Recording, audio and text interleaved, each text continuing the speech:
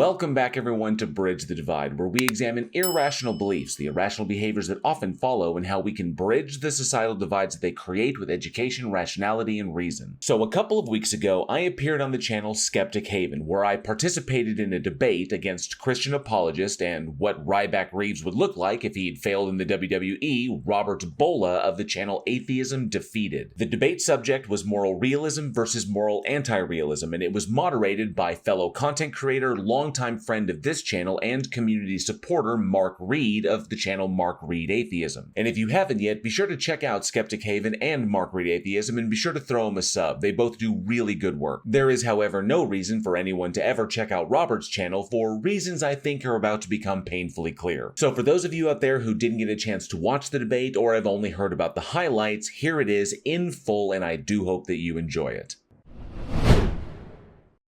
Hello, everybody, and welcome all you internet wanderers to Skeptic Haven. My name's Mark Reed, and I have the pleasure of presenting and moderating the thought experiment. Today, we have a fantastic debate. It is moral realism versus moral anti-realism. And I want to give a big welcome to the guests who have donated their time and their arguments into this absolutely fantastic debate. We have J.L. Warren from Bridge the Divide and Robert Bola from Atheism Defeated. So welcome. Hi guys, how you doing? Good. Thank you. Thank you for having me. Thank you. Come on in. Yeah, we were just getting organized. Now, this is a very new show, so I apologize for any slip-ups, problems. We will get those ironed out, but for the moment, this is sort of a work in production. So I thank you so much for your patience. I really appreciate it. First off, Robert, do tell us about your channel, what you're passionate about, what you're doing over there. What are you all about? Well, I post a lot of videos. Originally, it was supposed to be about atheism, right? And then I started getting into biblical theology and eschatology and stuff like that. And so I kind of went off track there. And so now having this debate is kind of good because I need some experience getting back into what the purpose of the channel was for. So yeah, that's what I do. I try to put some apologetics up there in defense of the Christian worldview. And of course, recently I've been doing a lot of like biblical studies and stuff like that too. So here I am, just trying to jump back in it. Fantastic. And J.L. Warren from Bridge the Divide, what are you doing over on Bridge the Divide? And does the JL stand for Justice League? Close, but it does not stand for Justice League. We'll just say that. It is an enduring mystery of the internet. So, but yeah, over on Bridge the Divide, I kicked off the channel in really started producing content in 2019. The focus of Bridge the Divide is to examine irrational beliefs, the irrational behaviors that often follow those beliefs, and how we can address them and bridge societal divides that are often created by these irrational behaviors and beliefs through education, rationality, and reason. It's always been my position that individuals of a religious stripe and individuals of a non-religious or a non-theistic stripe can easily coexist by understanding the positions, by understanding each other's positions. And it's oftentimes through miscommunication as a result of a lack of understanding is the reason that we have many of the conflicts that we see today within society. So my goal has been to try and bridge that gap between the two sides, that they're not as disparate as a lot of people would like them to believe, and so hopefully do some positive good in people's lives and in the community by doing so. That's my kind of ultimate goal by breaking these things down, deconstructing them. Fantastic. Thank you so much, Robert. JL, really appreciate it. I want to give a big, well, first, the links are in the description. So if you do hear something, you want more of what they're providing, they will be linked down in the description of this video. So go and check them out, show them some support for donating their time and their patience for this debate. I also want to give a big thanks to Skeptic Haven for hosting this debate and being so accommodating. The people here have been absolutely fantastic. If you want to support Skeptic Haven, we here at the Thought Experiment would truly appreciate it if you could like, subscribe, and if you do want to be in on more debates, please do ring that bell and you'll be notified when the debate's on. If you really want to be amazing, please do leave a cheeky comment telling us how the debate went and what you think of it. That would be amazing. Now, I'll just quickly go through the format. We've got 10 minutes for openings. I believe that JL was nominated to go first, so he's going to have the first opening.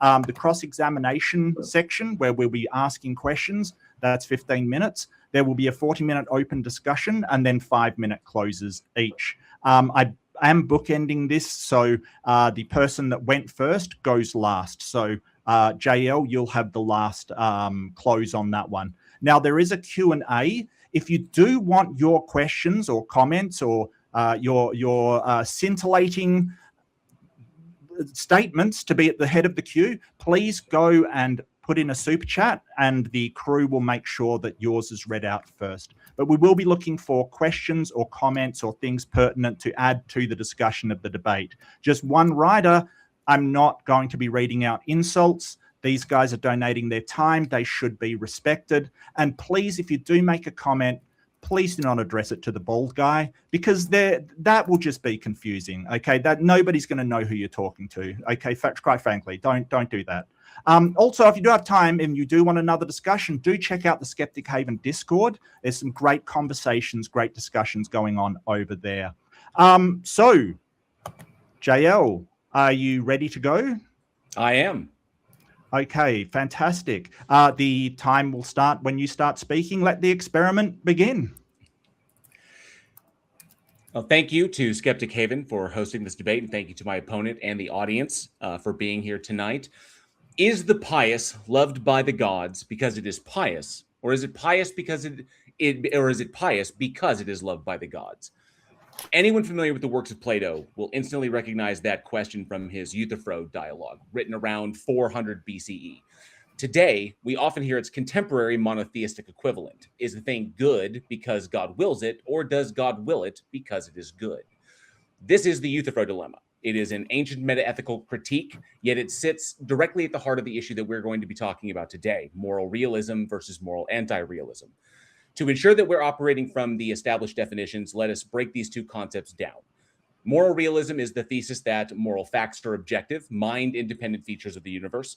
To a realist, the statement cruelty is wrong possesses the same objective truth value as the statement the earth revolves around the sun. It remains true regardless of what any human being, culture, or conscious agent thinks about it. It is a cosmic fact. Moral anti-realism, which I will be defending today, is the position that there are no mind-independent moral facts. Instead, moral statements are fundamentally dependent upon the minds, stances, or propositional attitudes of the agents that are making them. Therefore, the core of this debate hinges entirely on ontology, the nature of being. Is a moral claim factual, independent of human subjectivity, or is it factual only in relation to a subjective stance? I intend to show that the realist position is logically inconsistent, metaphysically bankrupt, and ultimately untenable. The truth or falsity of any moral statement is inescapably tethered to an agent's stance by which their ought is informed. To demonstrate this, we will examine the three traditional pillars of philosophical critique: semantics, epistemology, and metaphysics. Pillar 1, semantics. We'll first look at the meaning of our moral language. When humans utter a moral claim like X is wrong, what are we actually doing? The realist claims we are reporting an objective property of the world akin to describing the color of a leaf or the mass of a rock. But linguistically and psychologically, we are doing something entirely different. We are expressing an internal stance. When we say theft is wrong, we are projecting our subjective values, our social conditioning, and our evolutionary empathy onto an action. The statement, X is wrong, cannot be decoupled from the cognitive framework of the person that is uttering it. Without a mind to evaluate an action, to reference that action against a specific valuation, the universe is utterly silent on the matter. An action in a mindless universe is just matter in motion, amoral, indifferent, and devoid of any cosmic good or bad label. Morality does not exist out there in the ether, it exists in here, within us. Pillar 2, epistemology. This brings us to the second pillar, or how we know what we know. Here, we must look to David Hume's is-ought gap, often called Hume's guillotine. Hume observed that moral thinkers frequently describe how the world is, describing purely empirical physical facts, and then suddenly, without justification, jump to conclusions about how the world ought to be.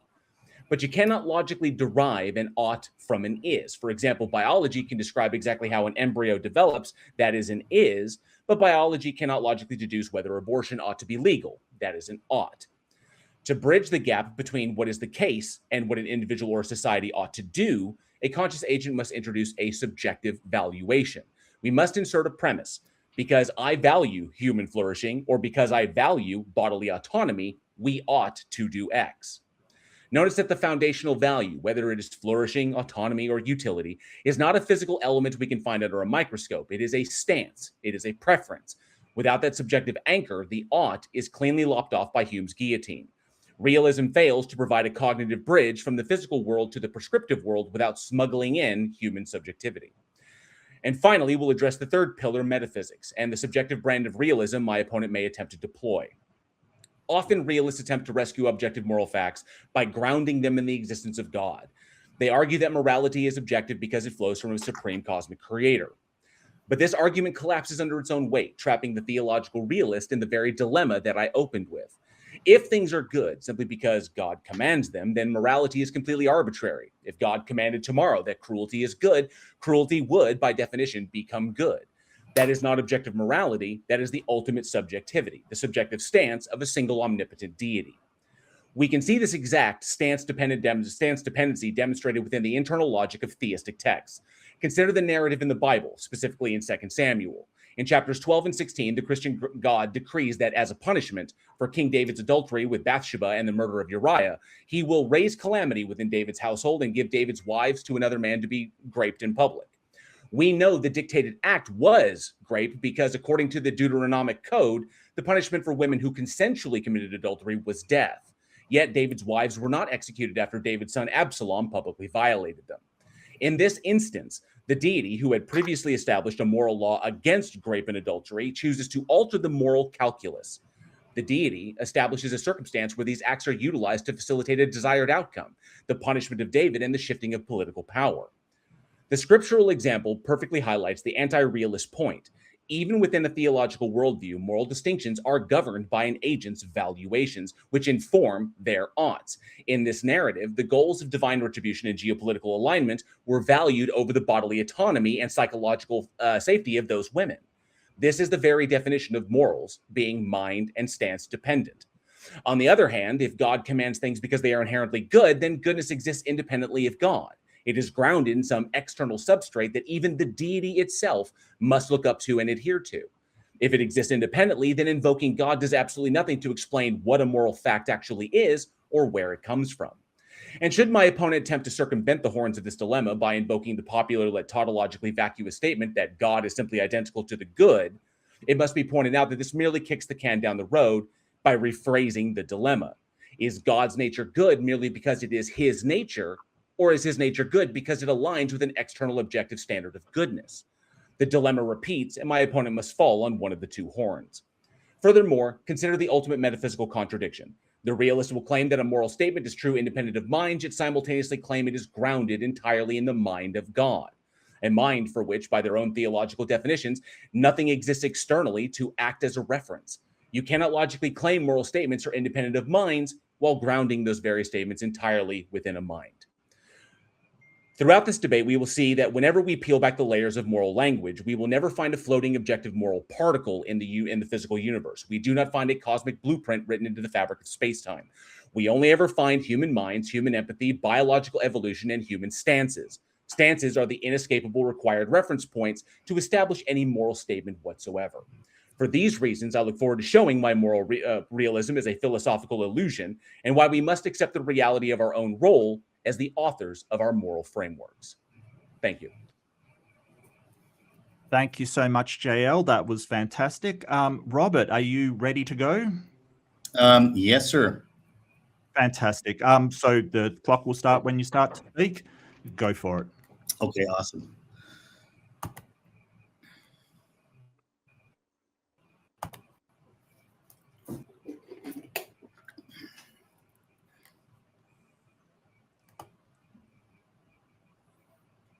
Okay, I'm ready. I'm going to put my timer up real quick. You can start the time now if you want to. No problem. If you're all right, so ladies and gentlemen, let's begin with the syllogism, so devastating that it should come with the trigger warning for anti-realist. If moral anti-realism is true, then nothing is objectively evil. There is no right or wrong, just opinions, feelings, and personal preferences. Yet here we have J.L. Warren, who has posted video after video declaring Christianity is evil, harmful, and even dangerous. Here's my major premise. If moral anti-realism is true, then moral statements have no truth value and cannot be objectively wrong. My minor premise is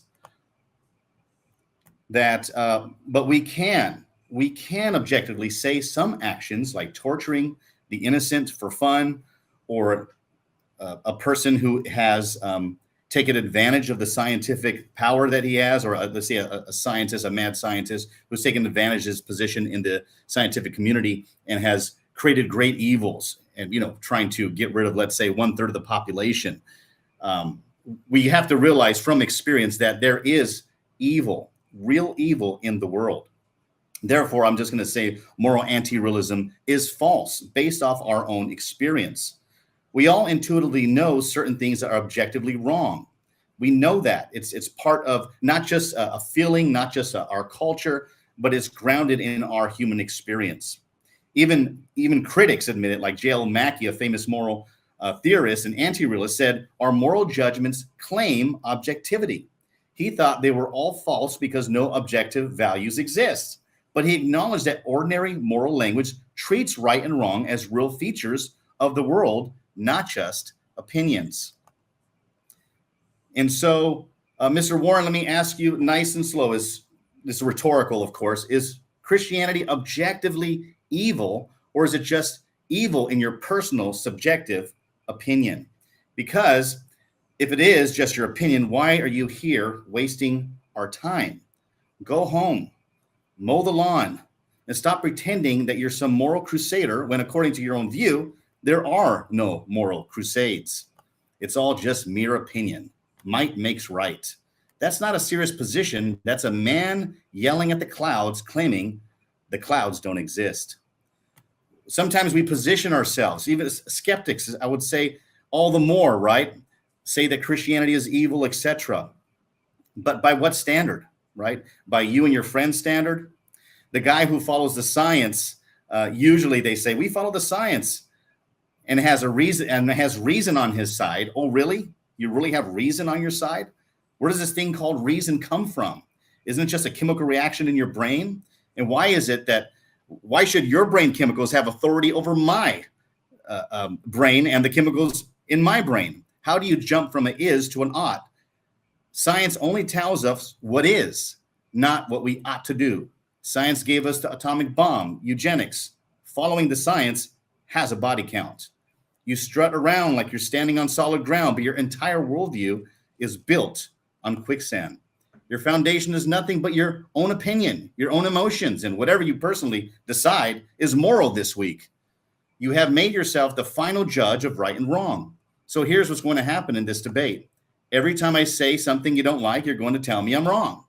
And every single time you do that, I'm going to look you dead in the eye and say, that's just your opinion. That's my truth. How in any way can you object to it? Are you somehow offended that evolution has determined what I believe, that I believe? You won't be able to say a word, because the moment you try to correct me for any reason, you're going to, the moment you say I'm wrong, you've already abandoned your own worldview.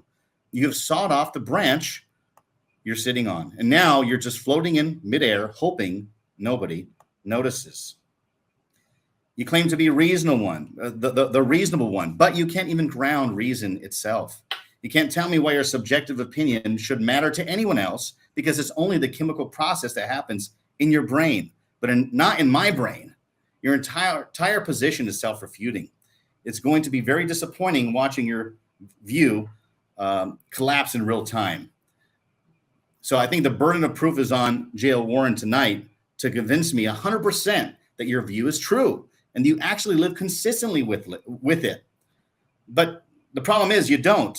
You're on YouTube and you have arguments, videos. Your passion is to show that somehow you're right about certain things. You even showed up to this debate arguing as if what you're saying is true and people should listen. And somehow people are going to be convinced, right? So they're going to use logical arguments, etc. But again, that's depending on my view that God exists. God has made us to be rational beings in this universe to discover and interpret reality objectively, and we can. That's why science is possible in the real world. I would say that science would not be possible in a world where everything is random with no intentionality in mind.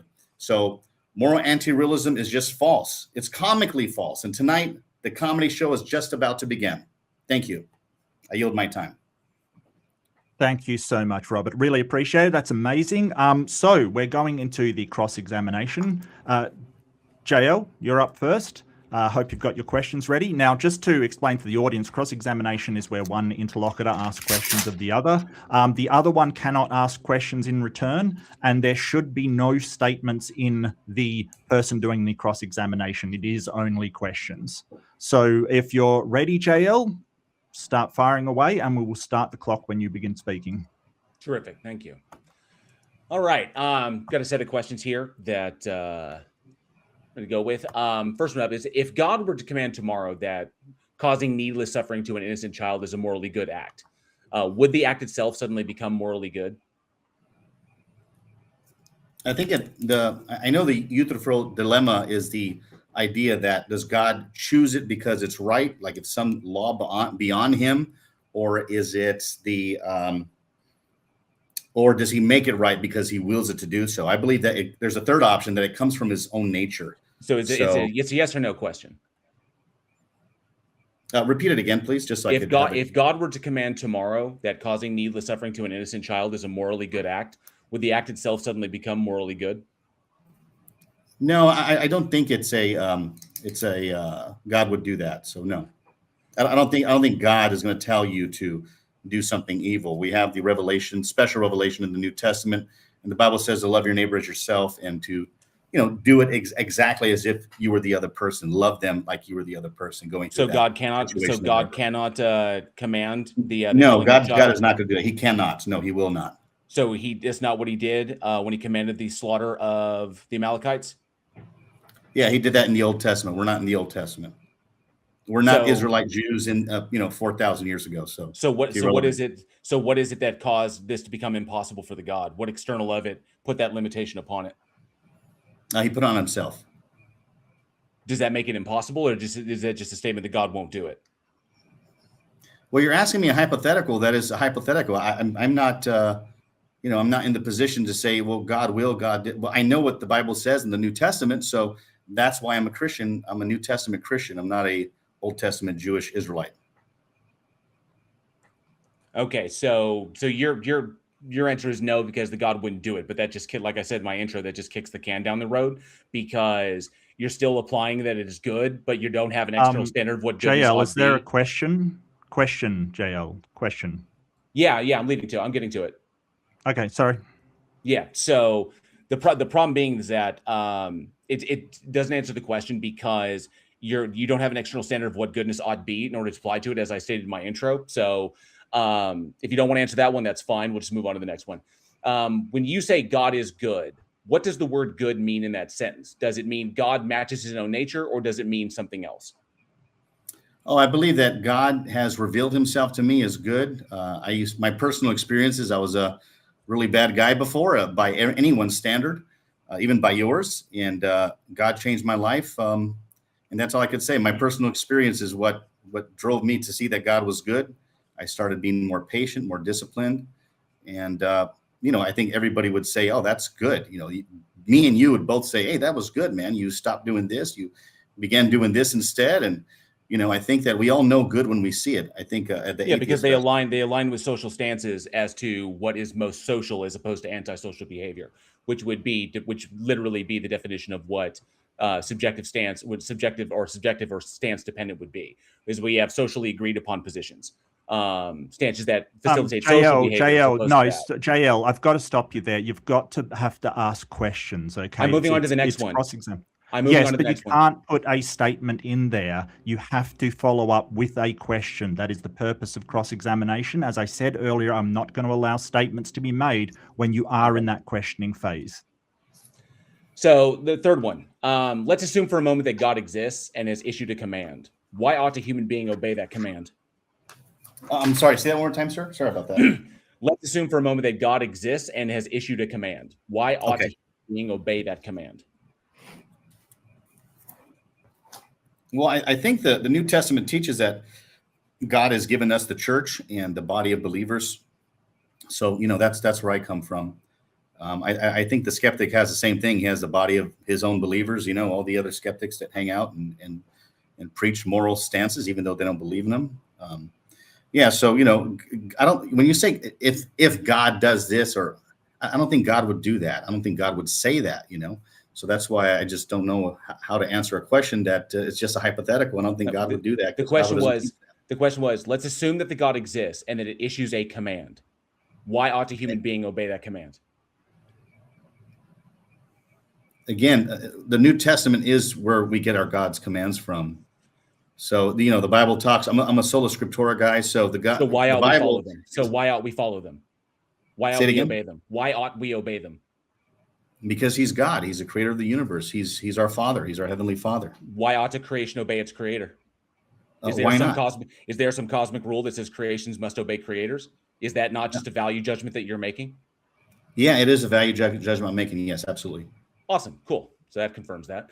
4, is it possible for a descriptive fact, such as this entity has power, to logically turn into a prescriptive obligation, like you ought to do this, without a mind first deciding to value that power?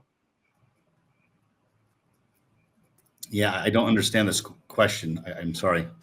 I'll go a little bit slower.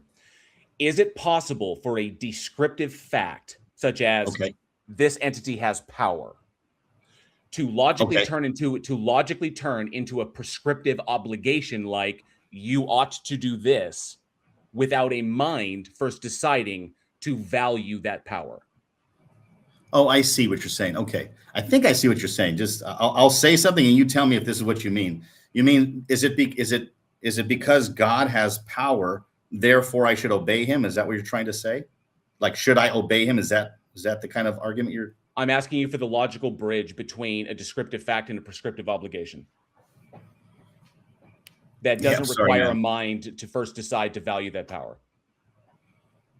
Yeah, I'm sorry, I don't understand. If you could do it in more elementary terms, maybe I could rephrase it. JL, maybe can we rephrase it? That can't be rephrased any simpler than I just put it. So we'll go on to the next one. Throughout history, sincere believers have claimed that God commanded them to commit genocide, execute heretics, and institutionalize slavery. How do we objectively determine which of these people correctly perceived God's moral facts and which ones were mistaken? Well, I think the Bible would be the standard, so that's what I would judge it by.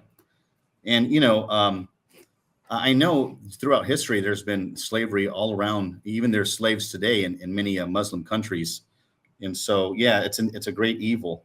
And so I don't think that it's a good thing at all, based off based upon that, humans must interpret scriptures and use their own brains to reason. So therefore, isn't your access to this objective morality entirely dependent upon the subjective interpretation of human minds?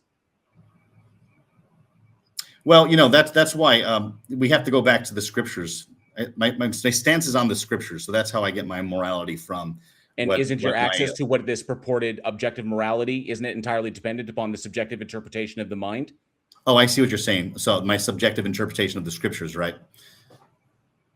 Is that correct? Yes, is what I asked.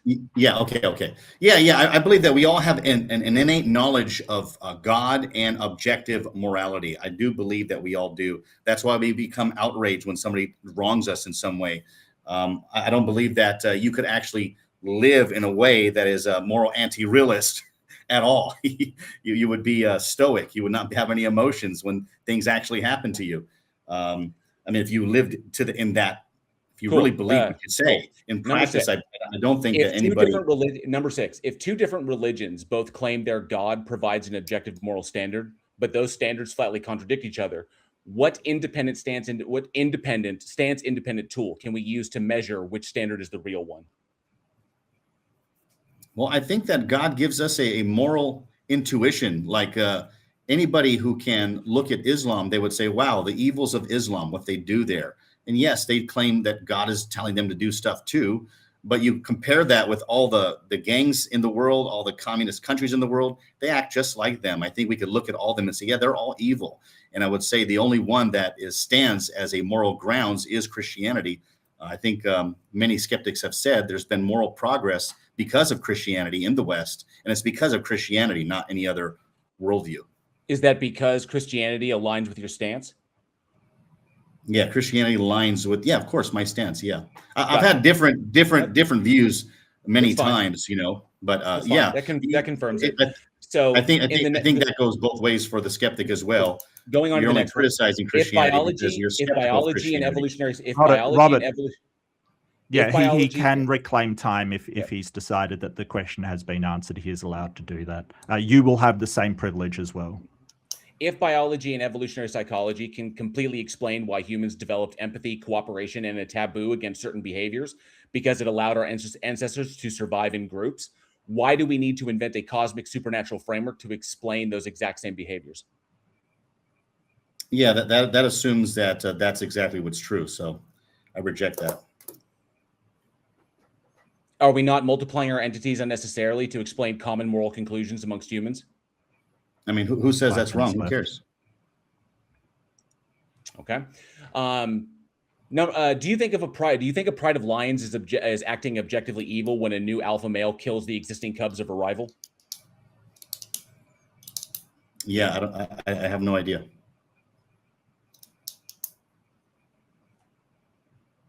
So it's not a yes or a no? No, it's not a yes or a no. No, I'm just referring to humans in this debate. Okay, so if human behavior can be traced back to evolutionary biology, why assume our social rules are a cosmic text written into the universe while it can't. It can't, for one. Instinct? It's all blind faith for the skeptic. So no, it can't. Those are just assertions. So number 9, when society changed its stance on slavery from being morally acceptable to morally abhorrent, did we discover a new physical fact about the universe, or did our collective human empathy and social contract simply evolve? Well, it evolved in the West because of Christianity. So if you want to say the moral progress was because of what? By your standard, you would not have any moral qualms with the culture changing from one view, yes, on slavery and no on slavery. You would have no qualms with it. I probably need to restate the question. When society changed its stance on slavery from being morally acceptable to morally abhorrent, did we discover a new physical fact about the universe, or did our collective human empathy and social contract simply evolve?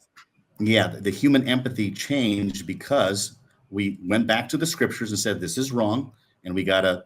As opposed to antebellum slavery, which was based on Levitical law, but... Go ahead. As opposed to antebellum slavery, which was based on Levitical law. But yeah, we're talking about Christians. You keep going back to the Old Testament. If our empathy and understanding evolved, it was a change in the human stance. That's moral anti-realism. Cool. Question 10. Are you suggesting that if you woke up tomorrow and suddenly realized God didn't exist, you would immediately lose all empathy and start harming people for fun? No. I used to be an atheist before when I left God, and I was just like that. So yeah. Okay, then you admit your moral stance. Your desire to do good and avoid causing harm is rooted in your empathy. Great. Given that beliefs are epistemically different from knowledge, and as such are not attitudes that can be actively chosen at will by agents, being that they are propositions an agent is convinced of the truth or convinced of the truth of through argumentation, evidence, or a combination, is it moral for a God entity to punish individuals, eternally or otherwise, for not being able to accept the proposition of its existence as being true as a result of merely not being convinced? Yeah. I don't take that traditional view of hell. So, I don't think you would have any against me there. I take the annihilation view of hell, and I believe that Jesus was predicting a certain hell or a certain death to the first century Jews that was fulfilled in 70 AD. So I do not take the traditional eternal torment hell that many traditionalists believe. I believe it's not the biblical view. So you're an annihilationist if you don't. You're an annihilationist if you don't believe in a God, then you just annihilate at the end. You just, instead of having eternal life, you have eternal death. So that's what I believe the Bible teaches. Just like the atheist, you just go out of existence. Not a big deal, right? Okay. Well, that's all the questions I have. Okay, fantastic. Thank you so much, JL. Thank you, Robert. And now it is your turn to cross-examine Bridge the Divide. The same rules apply. Please do questions. Now clarifying, somebody pointed out you can clarify. Yes, clarification or restatement is fine. That's not a problem.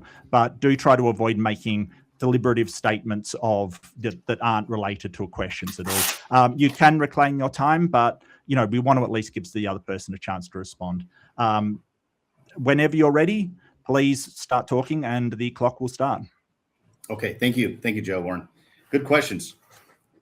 All right, so so when you talk about, so you believe then that your moral opinion is not objective. I just want to clarify just so I could understand myself, like I'm talking to a friend on the street or something.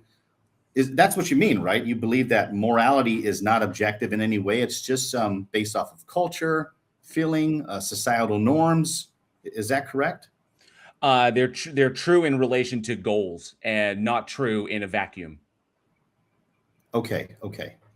And so let's see here. Say that one more time on that part you said. They're true in relation to goals, to stances and goals, which is what links the two, and not of themselves in a vacuum. Okay. So it just depends on the goal. That's what you would say is moral. Is that correct? Yes, depending upon the stance that's being referenced. Yes, if you're talking about me, then yes. How do you know if the goal is moral or not? Then it aligns with my stances, and I move from there. Yeah. So if all the scientific community said one thing, or let's say one country in another nation was doing these things, persecuting certain people, how could one nation or one people in one nation criticize another nation? Is that possible? They can base it upon the level of harm that they see or the violation of the goals they've set. So if one culture or if one group wants to put forward and make effort towards creating a society, a global society in which harm is reduced, and one society is objectively not doing that, then conflict will arise. It's not that either one of them are objectively wrong or objectively right. It's that we have opposing goals, and one wants to institute one that harms people, one wants to institute one that does not harm anybody. And so the winner, whoever, will go to war over that. We've seen this throughout human history. Okay. So there's no like when you look at through history, you can never say something's right or wrong in history. Like, oh, these guys not in a civil war. Say it again. Not in a vacuum. In relation to goals, yes.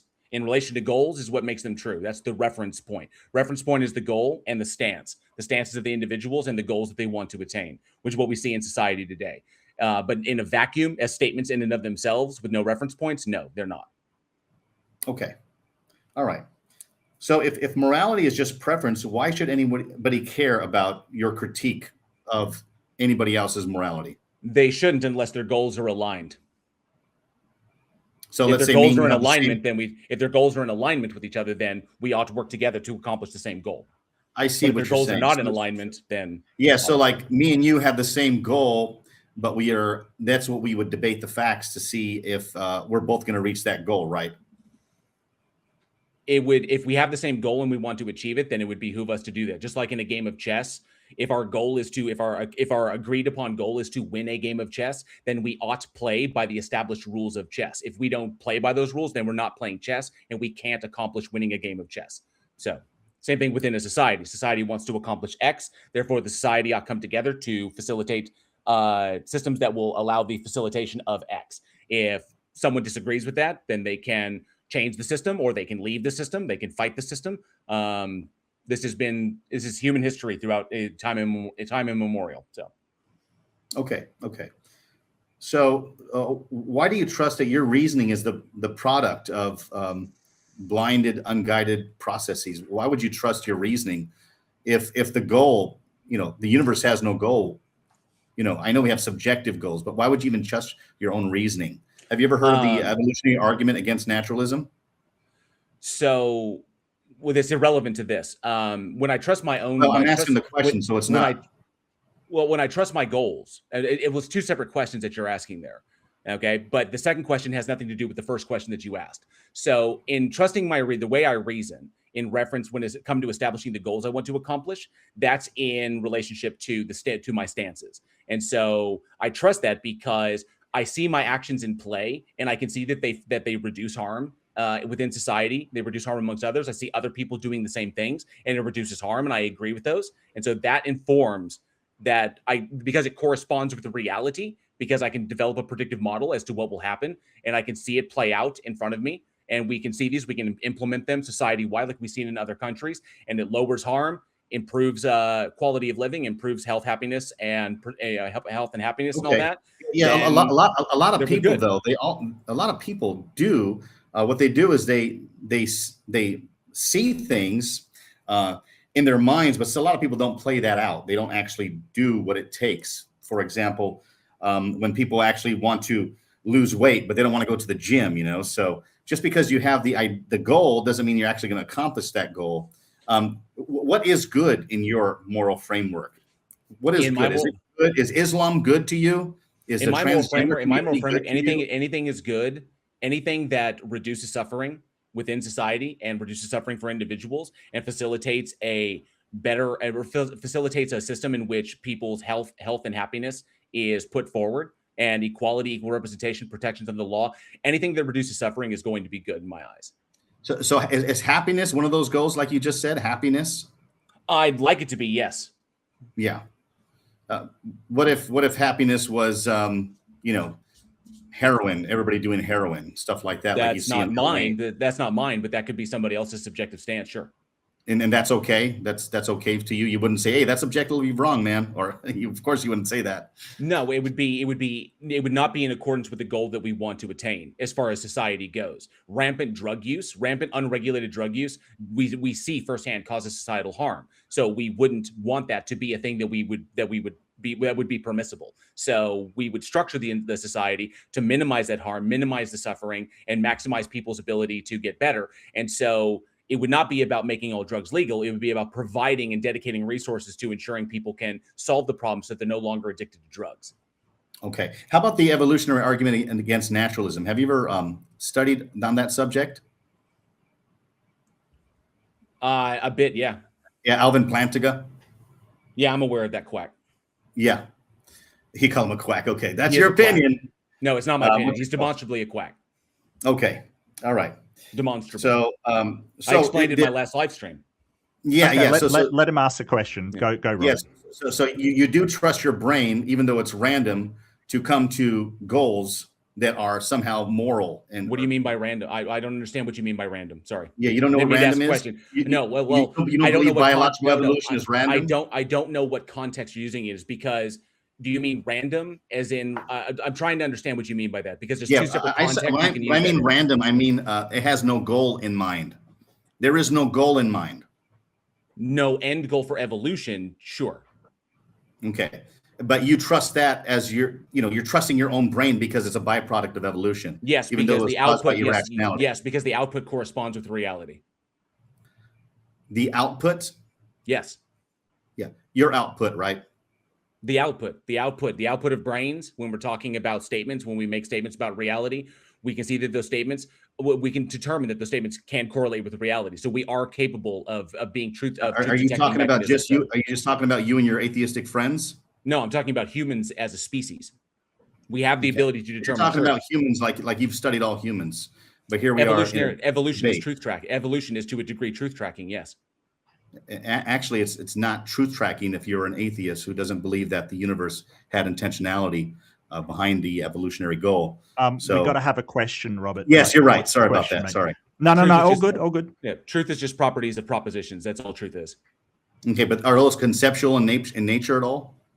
Or are they material? No, truth is not material. Truth is a property of a proposition. Propositions are made by agents. Okay, and you believe in agents then, correct? Yes, humans do exist. Okay. Are you talking about, do you control your brain or does your brain control you? My brain is the nerve center of my physical body and is the driving way that I interact with reality. When my brain ceases to exist, my functionality will cease to exist. I will cease to exist. Okay. So do you identify the you or the I as your brain or the one that controls the brain? The totality of my body. Okay. It would So be you would take, be the would be you the know, totality of my body would be the construction of my identity. okay. So you cut off your arm, you're a little bit less of a man. Is that what's happening here? No, I'm just not the JL that existed before my arm was removed. I'm now Okay. JL sans an arm, which would be a fundamentally different identity than the prior one. Okay. How do you justify induction working in a random, unguided universe? Recursive. We can, although it's not guaranteed to be the actual accuracy, we can determine them. We can use induction to determine things that are probabilistically true, and we can determine them to be to such a degree probabilistically true that it would be irrational to doubt them. Therefore, we would need to have evidence that would warrant doubt. So induction doesn't get us to absolute, but it does get us to a probabilistic certitude. Okay. So you believe you're being rational, even though you're unguided by irrational cause like evolution, right? They're not irrational because there is no application of logic and reason when it comes to evolution. Rationality is in accordance with logic and reason. People can act irrationally, especially when their brains are not functioning the way that the structures are designed, or the way that their structures of the brain are evolved. You mean the way they were designed to, correct? No. The way they have evolved, the way the structures of our brains are evolved. You don't believe evolution designed? You don't believe evolution designed your brain to be truth seeking? Not in the or is sense it just of survival? Not in the sense of agency.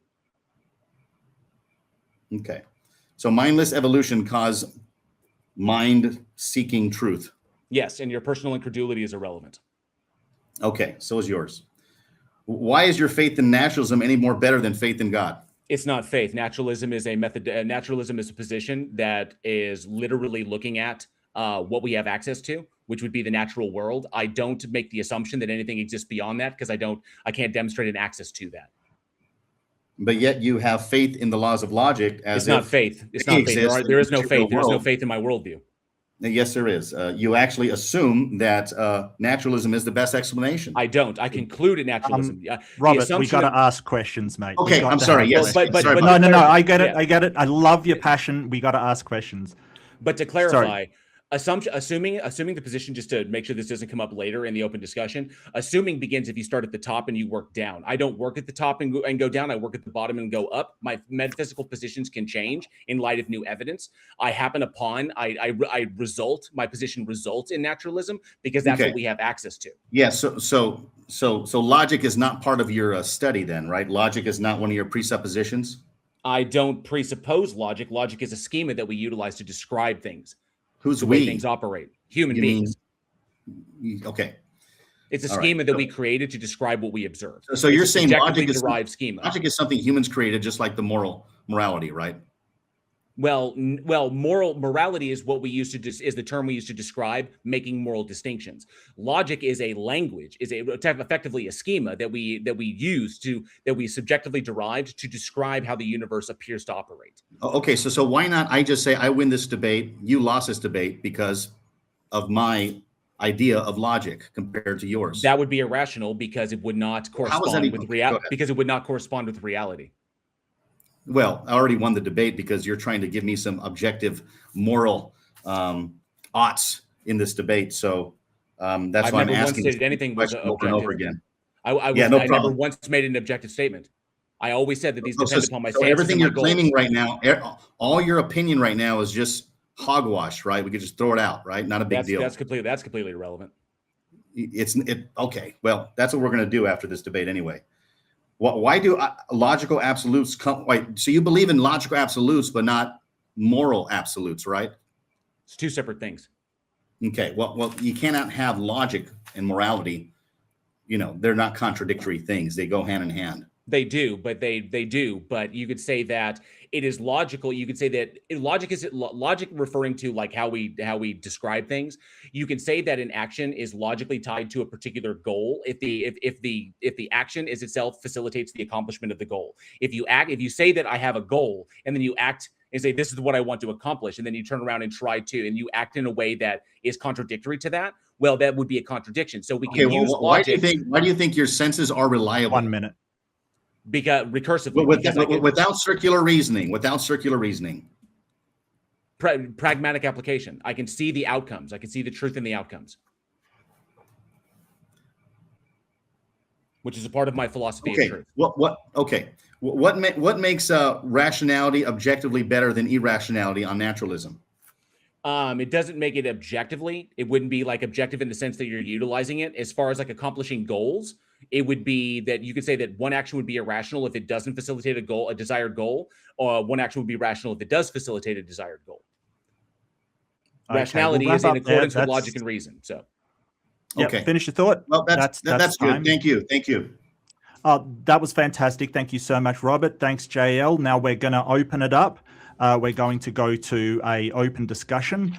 Since Robert asked the last question, JL, is there something you want to bring up to kick us off here? Just do a punch. What are we looking at? Yeah, virtually everything that he brought up was just an argument from consequences. That's all it is an appeal to consequences. The idea that these things are subjective, that they're dependent upon stances. Sure, it could lead to conflict, and which we have seen throughout human history, but that is not a logical defeater for moral anti-realism. So, and the fact that human beings may agree to a large extent on some moral propositions that we as a social species that have evolved along the same lines may agree on certain moral stances as a result of how we build our societies, it does not logically entail moral realism as well. We're talking about moral statements in a vacuum as opposed to moral statements whose truth is derived from referencing things like stances and in relation to goals. So I want to make sure that Robert, that you keep it like where it's supposed to be. The whole point is, are these things true independent of minds and stances, or are they true only in relationship to the stances where the valuations come from and the goals that we have in mind? Yeah, I believe it's true no matter if anybody exists or not. Cool. So facts are true whether anybody exists or not. So where's the valuation coming from? It's coming from God. Okay, so what is God referencing to make these things stance independent? As I stated in my intro. He's referencing a matter of fact. Okay, that's just God stating a fact. If God is the only thing that exists and it makes a statement that I am good, what is it good in reference to? He's talking about compared to his nature. By what metric? Like, what is it referencing to indicate that which is not good so that it can be coherently stated that God is good? I have no idea what you're talking about. I'm sorry. If God is the only thing that exists. Like, I don't know how this has to do with morality. Because this goes to show that labeling God is good. Because it goes to show that tautological labeling God is good. Let him get his thought out, and maybe we can rephrase it so sort of, we know what we're talking about here. But let him get his thought out. So I guess he's asking so if you say that God is the good, what is it that makes that good with God? Is it a definition, or is it something that actually causes that to be good? You want me to answer that or no? Well, I'm trying to just reframe the question. I was going to rephrase the question that. Okay, well, go for it. If the God is the only thing that exists and it makes the statement, I am good, okay, you say that it reflects its own nature, correct? Yeah, it's really in his own nature, right. Correct. Yes. So how do we know that is coherently good if there is nothing to reference that which is not good in order to make the comparison? Given that good and bad, these are binary terms. To understand the content of one, we must understand the other one. So what is God good in relationship to? I guess without his nature, that when people have a changed life with God, their nature changes. People see it. Even many skeptics would say, wow, this guy's changed for the better. Thank God, That's only a change of behavior as a result of a belief that is accepted as being true, not because a God exists. I'm asking you, how do you know? How can you say that the statement God is good is coherent and understandable if there is nothing to reference that indicates what goodness is? Well, I would argue from my personal experience. That's what I would do. Just like you would argue from your personal experience about, naturalism or whatever. So yeah, it will be my subjective personal experience that God showed me he's good and he revealed himself and he changed my life. So therefore it must be true. Just like you would say. Because it aligns with your stances? No, it's actually changed my whole stances. Because it aligns with your stances? No, I had different stance before. Right. but it aligns with your stances now. Well, God's always revealing himself to me, so I'm constantly changing all the time. So yeah, it aligns with your stances. That's why you agree that it is good. The problem is that that's not what I'm asking. I'm asking, how can the term good be a coherent term that is understood what is meant if there is nothing to reference that tells us what good is? Because what you're stating is tautologically vacuous. God is good. Good is God. God equals God. It doesn't say anything. Okay, so what? So, okay, am I objectively wrong? No, I say that you're tautologically vacuous. You're not saying anything of meaning. What I am saying that you saying so doesn't make it so. So what? But it does because you can't supply a meaning other than simply saying God. What I can say is that if God is declaring something to be good because that thing aligns. Everything is circular reasoning, okay? It's just like, why should you be rational? You got to give me a rational. I didn't say circular reasoning. Rational. I said it's tautological. It's going to be tautological as well. It's tautologically vacuous. I didn't say that you're assuming saying so doesn't make it so. I didn't say. You got to prove it to me. I can. God equals good. I can. God equals good. Good equals God. God equals God. Okay, law of transitive property. You're saying that God equals good. I'm rational. God. Therefore, God equals God. That doesn't tell us anything about good. Rationality is good, and rationality is the reason why we should be rational. The same thing. You're using the same logic here. It's not because because I brought up goals that I have in mind that I want to accomplish, and there are people that agree with the goals. Why would you trust your brain to accomplish a goal with your random mutation as a brain?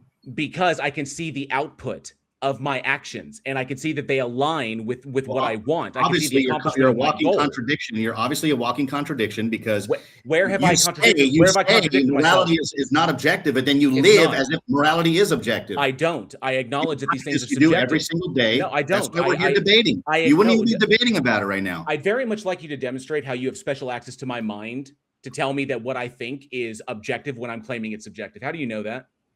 Well, how do you know that? You're taking it by faith, right? I know it's subjective. You're trusting your inner experience that it's not random. Robert, you asked a question. Let him answer. Yes, it's fine. I love your passion. I really do. It's just let him answer and then attack his statement. So you don't have special access to my mind to tell me that I actually think that their mind stands independently true. I don't. So these things you're talking about the mind, which is immaterial. Can I finish my answer, please? Yes, go ahead. You okay? You doing all right? Are you okay? Yeah. Just keep on going. Yep. So these things are stance dependent. They are dependent upon my stances, and a number of things inform my stances. So, but they're also true in relation to the goals that I want to accomplish. And if I'm accomplishing those goals, then I am acting in a reasonable fashion, because reason is describing in accordance with reason and logic. An action is reasonable if it is in accordance with reason or is rational if it's in accordance with reason and logic. So if my action facilitates my goal and I accomplish my goal, then I engaged in a logically consistent behavior, and I engaged in a rational fashion. You're just preaching. Go ahead, ask the question. Okay, no, that's fine. You've made your point, JL. Did you want?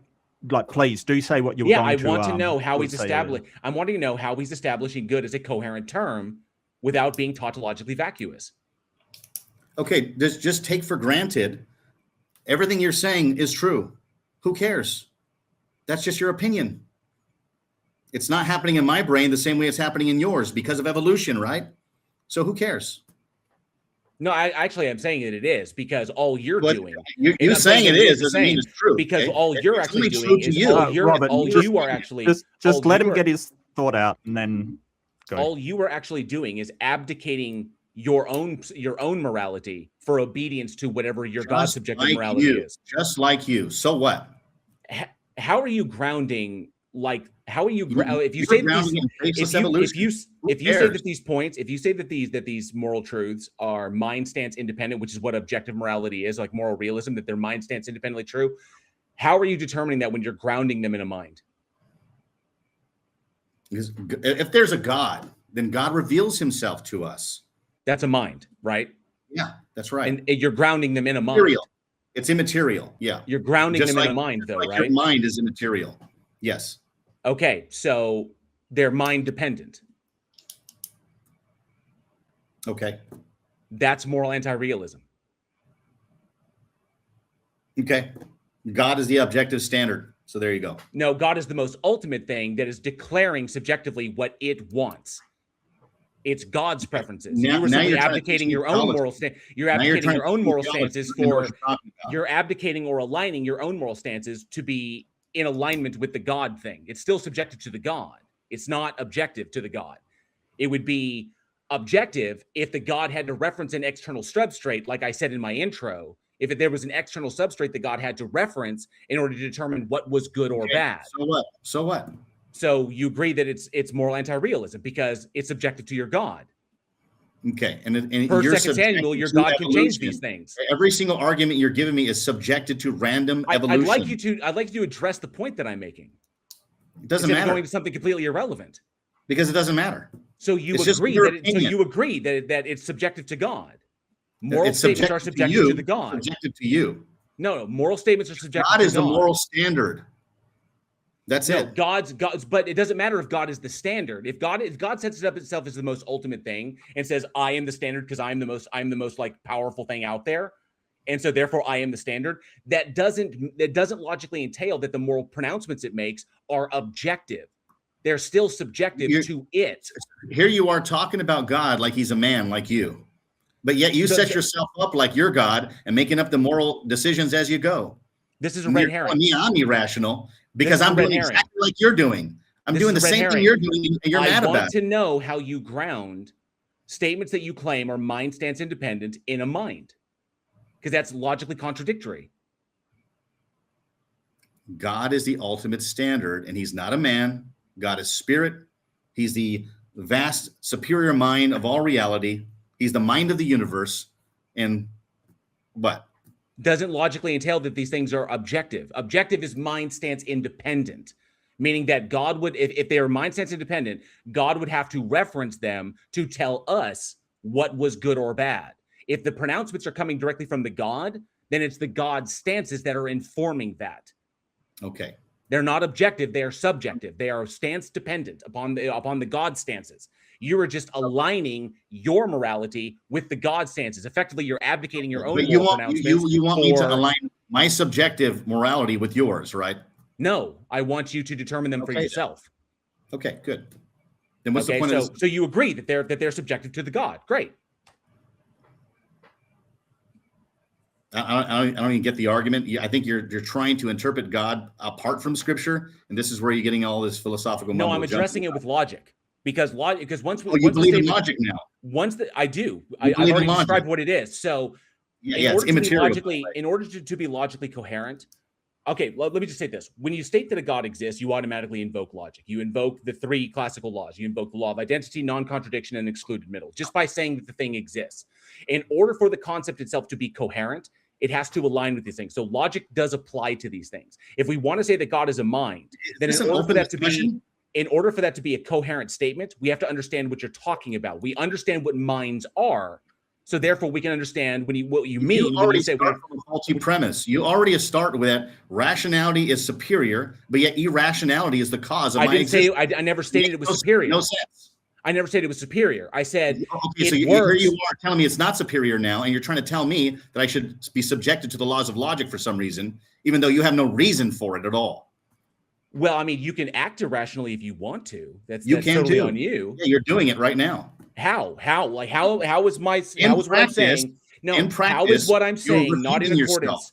How is what I'm saying not in accordance with JL, you asked a question. Let him answer the question. You asked him how. You can't just then talk. No, I didn't get to finish it. What have I done that is not in accordance with logic and reason? Okay, I would say logic and reason is coupled with morality. And I could just think about this. You could too, when it comes to sciences. Some people say, I'm going to follow the science, but then they act like science is a moral kind of framework, but yet science is amoral. We have evil scientists doing some things and good scientists doing other things. And how do you follow the science if you have no moral framework to know who's actually doing good for humanity and who is not? So I would say that they go hand in hand. Logic and morality go hand in hand. It depends upon the goals. It depends upon the goals.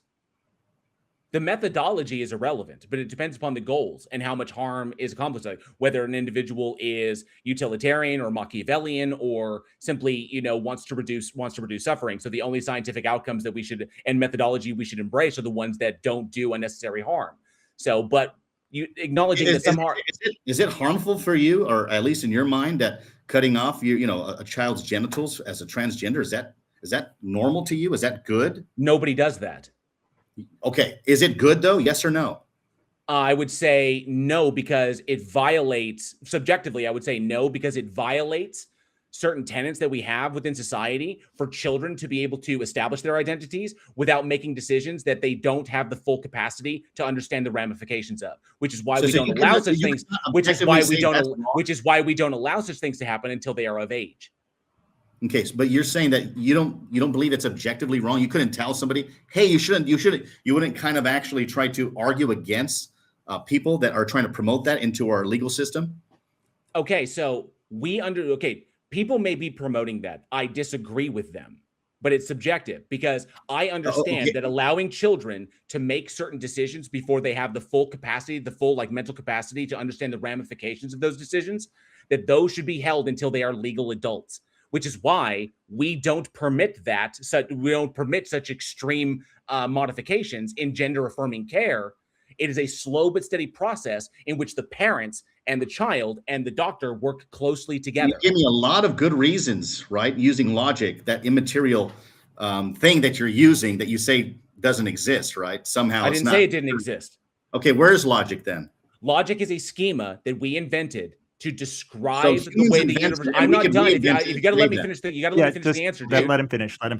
Logic is a formal schema that we derived to describe reality. A thing is itself, and it is itself and cannot be something that it is not. Okay? When you're talking about identity, when you're talking about identity, especially in a social in the social construct of identity, like what we acknowledge is what, these things are entirely subjective. We can open up definitions, we can alter definitions, we can limit definitions, we can expand definitions, we can have multiple definitions for one word depending upon the context in which we use it. Okay, very good. So am I being irrational by disagreeing with you? Or can we expand the definition of irrationality? No. In this sense, you would not be this would be this would align with your stances. You would just be antisocial. Anti what? You would just be antisocial. You'd be unempathetic and antisocial. That is what you would be. By being objective in morality, by saying someone torturing a child for fun is bad? It's not torture. No one's torturing children for fun. Evil? No one's torturing children for fun. I don't know what you're referring to. It's silly. What I am saying is that you're anti-trans. What I am saying is that your bigoted anti-trans position is unempathetic and antisocial. Yeah, you sound very bigoted yourself. Yeah. It's not. I'm calling out bigotry when I see it. Yeah, I'm calling out bigotry when I see it too. You're a big bigot. Who have I been bigoted against? Against Christians. Against Christians. I'm not, because not all Christians believe what you believe. Oh, just the liberal Christians, right? No, Christians who are let's empathetic. Let's focus Christians who are empathetic and not antisocial. No. Okay. I'm empathetic. But again, that word, that definition has to be defined under objective morality. No, it doesn't. That's where empathy comes from. No, empathy. Because all you're going to do is say, say to me that no, subjective, and I'm saying, empathy comes from our limbic system. Our capacity for empathy is something that we get from our limbic system. It's something that was evolutionarily selected. Random evolution caused. It's not random evolution. Empathy is a trait that our species has. But for some reason, you have not evolved past that yet, haven't you? Empathy is a trait. You have no empathy for. Empathy is a trait that our species. Empathy is a trait. Empathy is a trait that our species let him finish, and then we'll go right to you. I promise. And has facilitated our survival as a social species. But it is not a one-size-fits-all human beings. The capacity for empathy, there is a genetic predisposition for that. How your limbic system operates. If some people are less capable of empathy, some people are capable of great deals of empathy. You happen to be obviously someone who is capable of less, or maybe you are. Okay, let's go to Robert. Yep, you made your point, Jay. Let's go to lots Robert. of empathy, but you choose to suppress it. I don't know. Yeah, I don't know. You sound very unempathetic towards me. No, I think you can change. by dropping these I irrational think you beliefs. can too.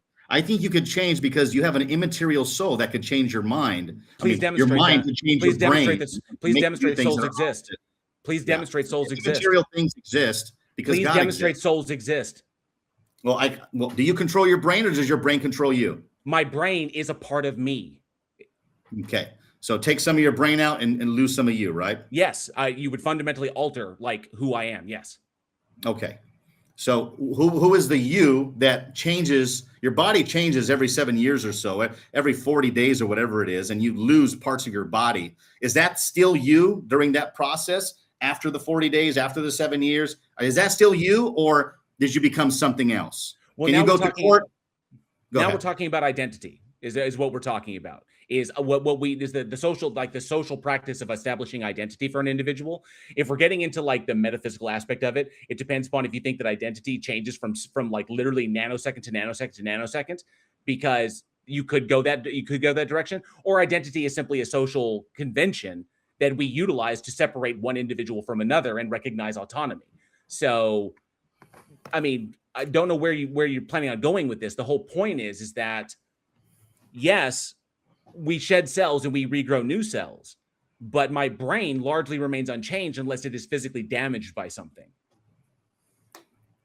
So, but either way, identity I hold to be like literally a convention of our awareness. That's all it is. Okay. How long is this open discussion? Do I get to ask questions too or no? Yeah, of course. Yeah, You've been asking plenty of questions. I barely started asking questions like 2 minutes ago. Look, no, I will step in. I do agree. Like, we really need Robert to be able to sort of attack your worldview and express problems with, what you believe in morality. And look, Robert, I've been trying to be fair back and forth. You have asked questions. I know that JL is verbose, but I'm trying to give you the opportunity to speak. So, yep, sure, go for it. If you've got a question for JL, kick it off, and we'll make sure you do get a voice and be heard with your questions. Okay. Do you consider your mind immaterial or is it physical? Emergent. Emergent. Okay. So in that sense, physical. Yeah, it's physical. Yeah. Yeah. So when you imagine something, you imagine a pink elephant, you rip open your brain, you can't find the pink elephant in your brain, right? Obviously, no. Obviously, no, right? So those thoughts of yours wouldn't you say those thoughts are immaterial? The thoughts themselves, yeah, yes. I would say that they. No, I wouldn't. I would say that the thought is different from the actual like image. An image is not the same as the physical thing existing in reality. So abstracts do exist as mental phenomena, but they are not concrete. Okay. But they do help you understand the world, right? You have to actually think of an idea before you go ahead and try to do that idea to see if it works with the intended goal in mind, like you said earlier. Yes, I think about things, sure. Yeah, and those are all immaterial. They're not physical, right? They're abstractions, yes, but they are grounded in the physical. They're grounded in the physical. Okay. Is logic grounded in the physical? Logic is a schema, or I would say a better way to put that. I think a more concise way to put that is a language that we have developed to describe like what we observe and to convey information about what we observe to other people, to do it in a coherent fashion. When you say we developed, who's the we? Who are you referring to? Humans. Okay. So can they reinvent the laws of logic? Can they change them and just say, you know what, let's do it this way now when it comes to logic? Can we, maybe the laws of contradiction, the non-contradiction can be shot out and say, hey, you know what, maybe certain things can be contradictory and maybe it's okay.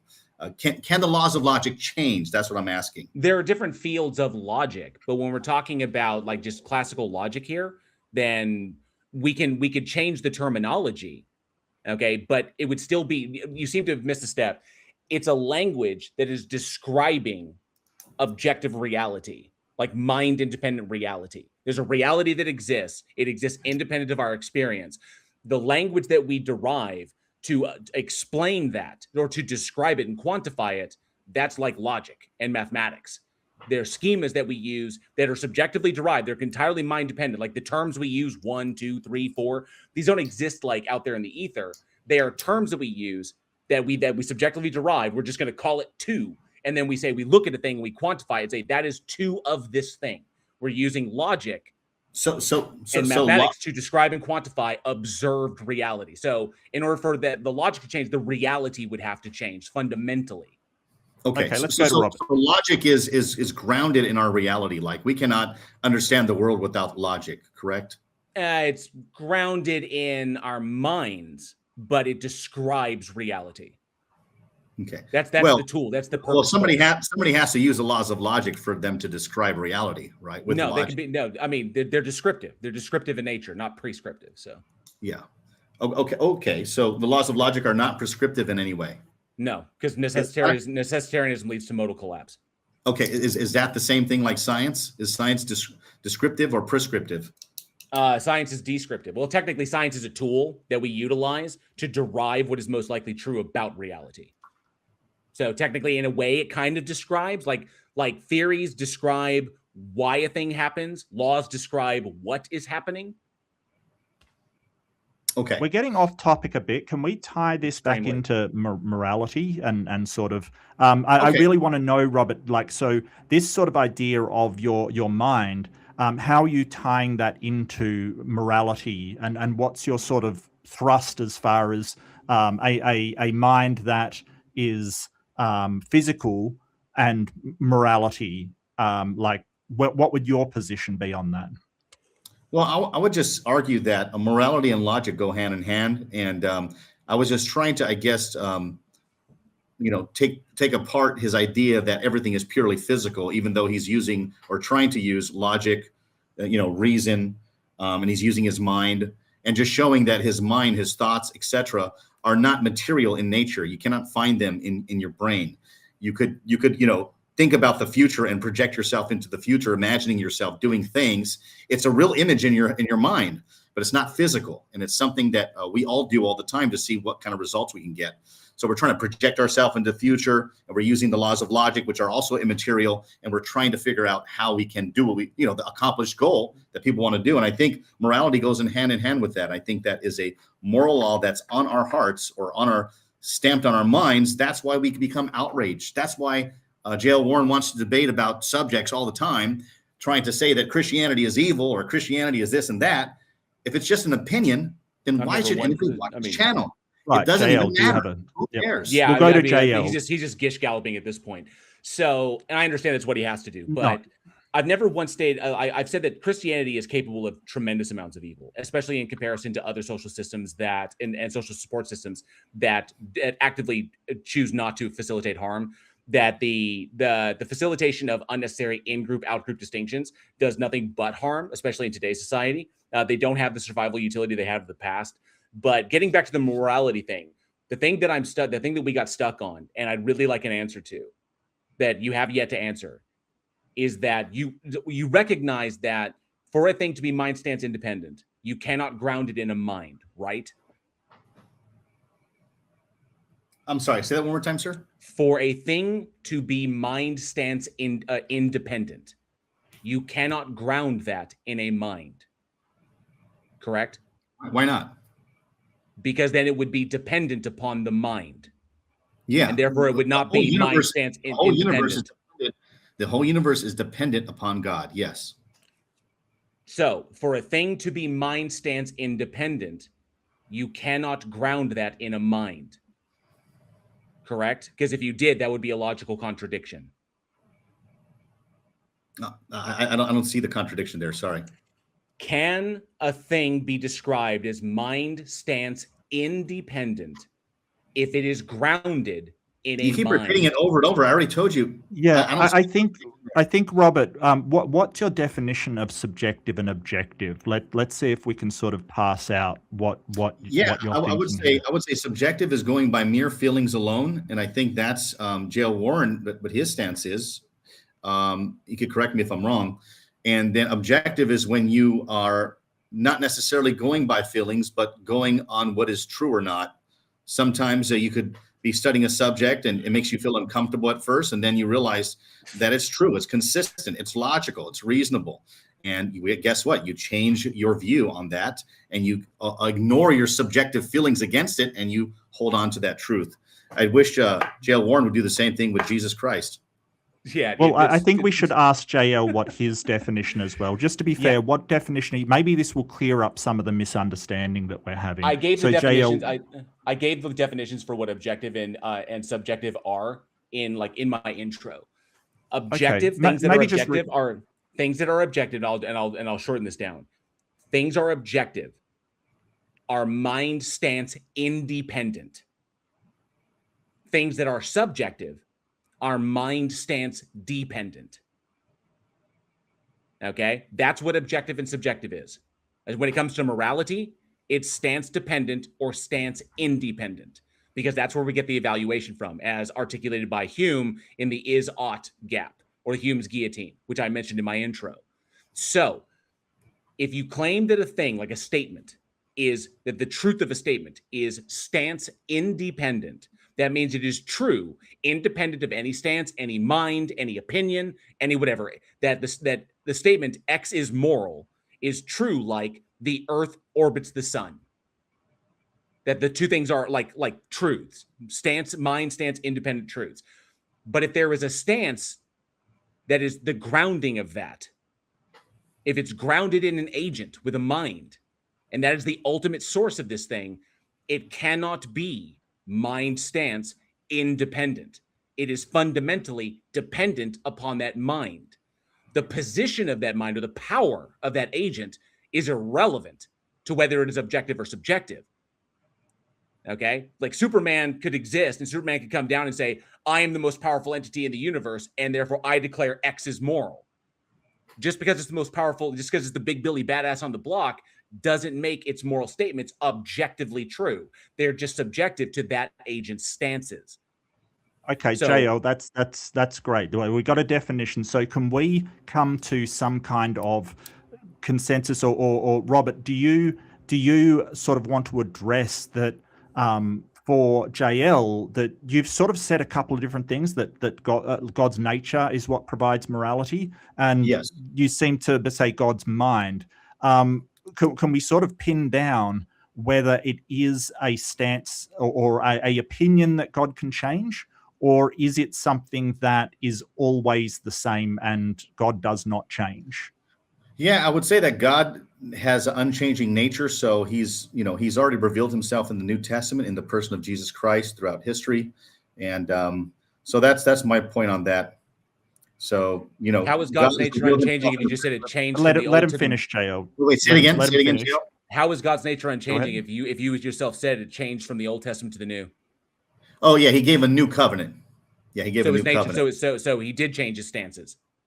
No, he changed his laws, which are, his stances. What he considered to be moral and immoral, he altered them. Yeah, the New Testament predicted that God would change the law of the Old Covenant into a new covenant. So he already predicted that. So that's what happened in the first century. It doesn't matter what predictions are like this. God changed his stances. Okay. Those new stances informed new laws, the new covenant, correct? Okay, very good. Yeah. Okay, so these things are stance dependent. Thank you. I don't know. It's mere opinion to me. I don't know what he's talking about.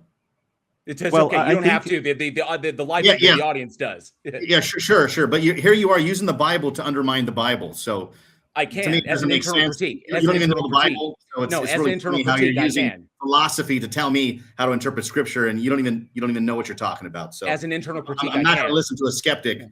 As an internal critique, I can. Yes. Yeah, sure you can. It's irrational. Well, you don't have to listen to him. It makes it hard to debate, though.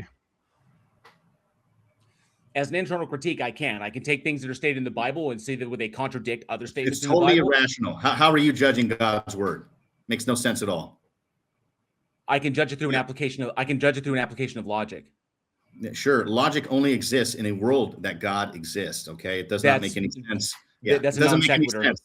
It's a non sequitur. That's only true if your opinion. That's only true. No, that's only true if the ontological assumption you're making is in fact the case, but you can't demonstrate that its ontology. Random evolution is making you spurg out. Good job. I'm not spurging out. I'm trying to explain to you why you're wrong.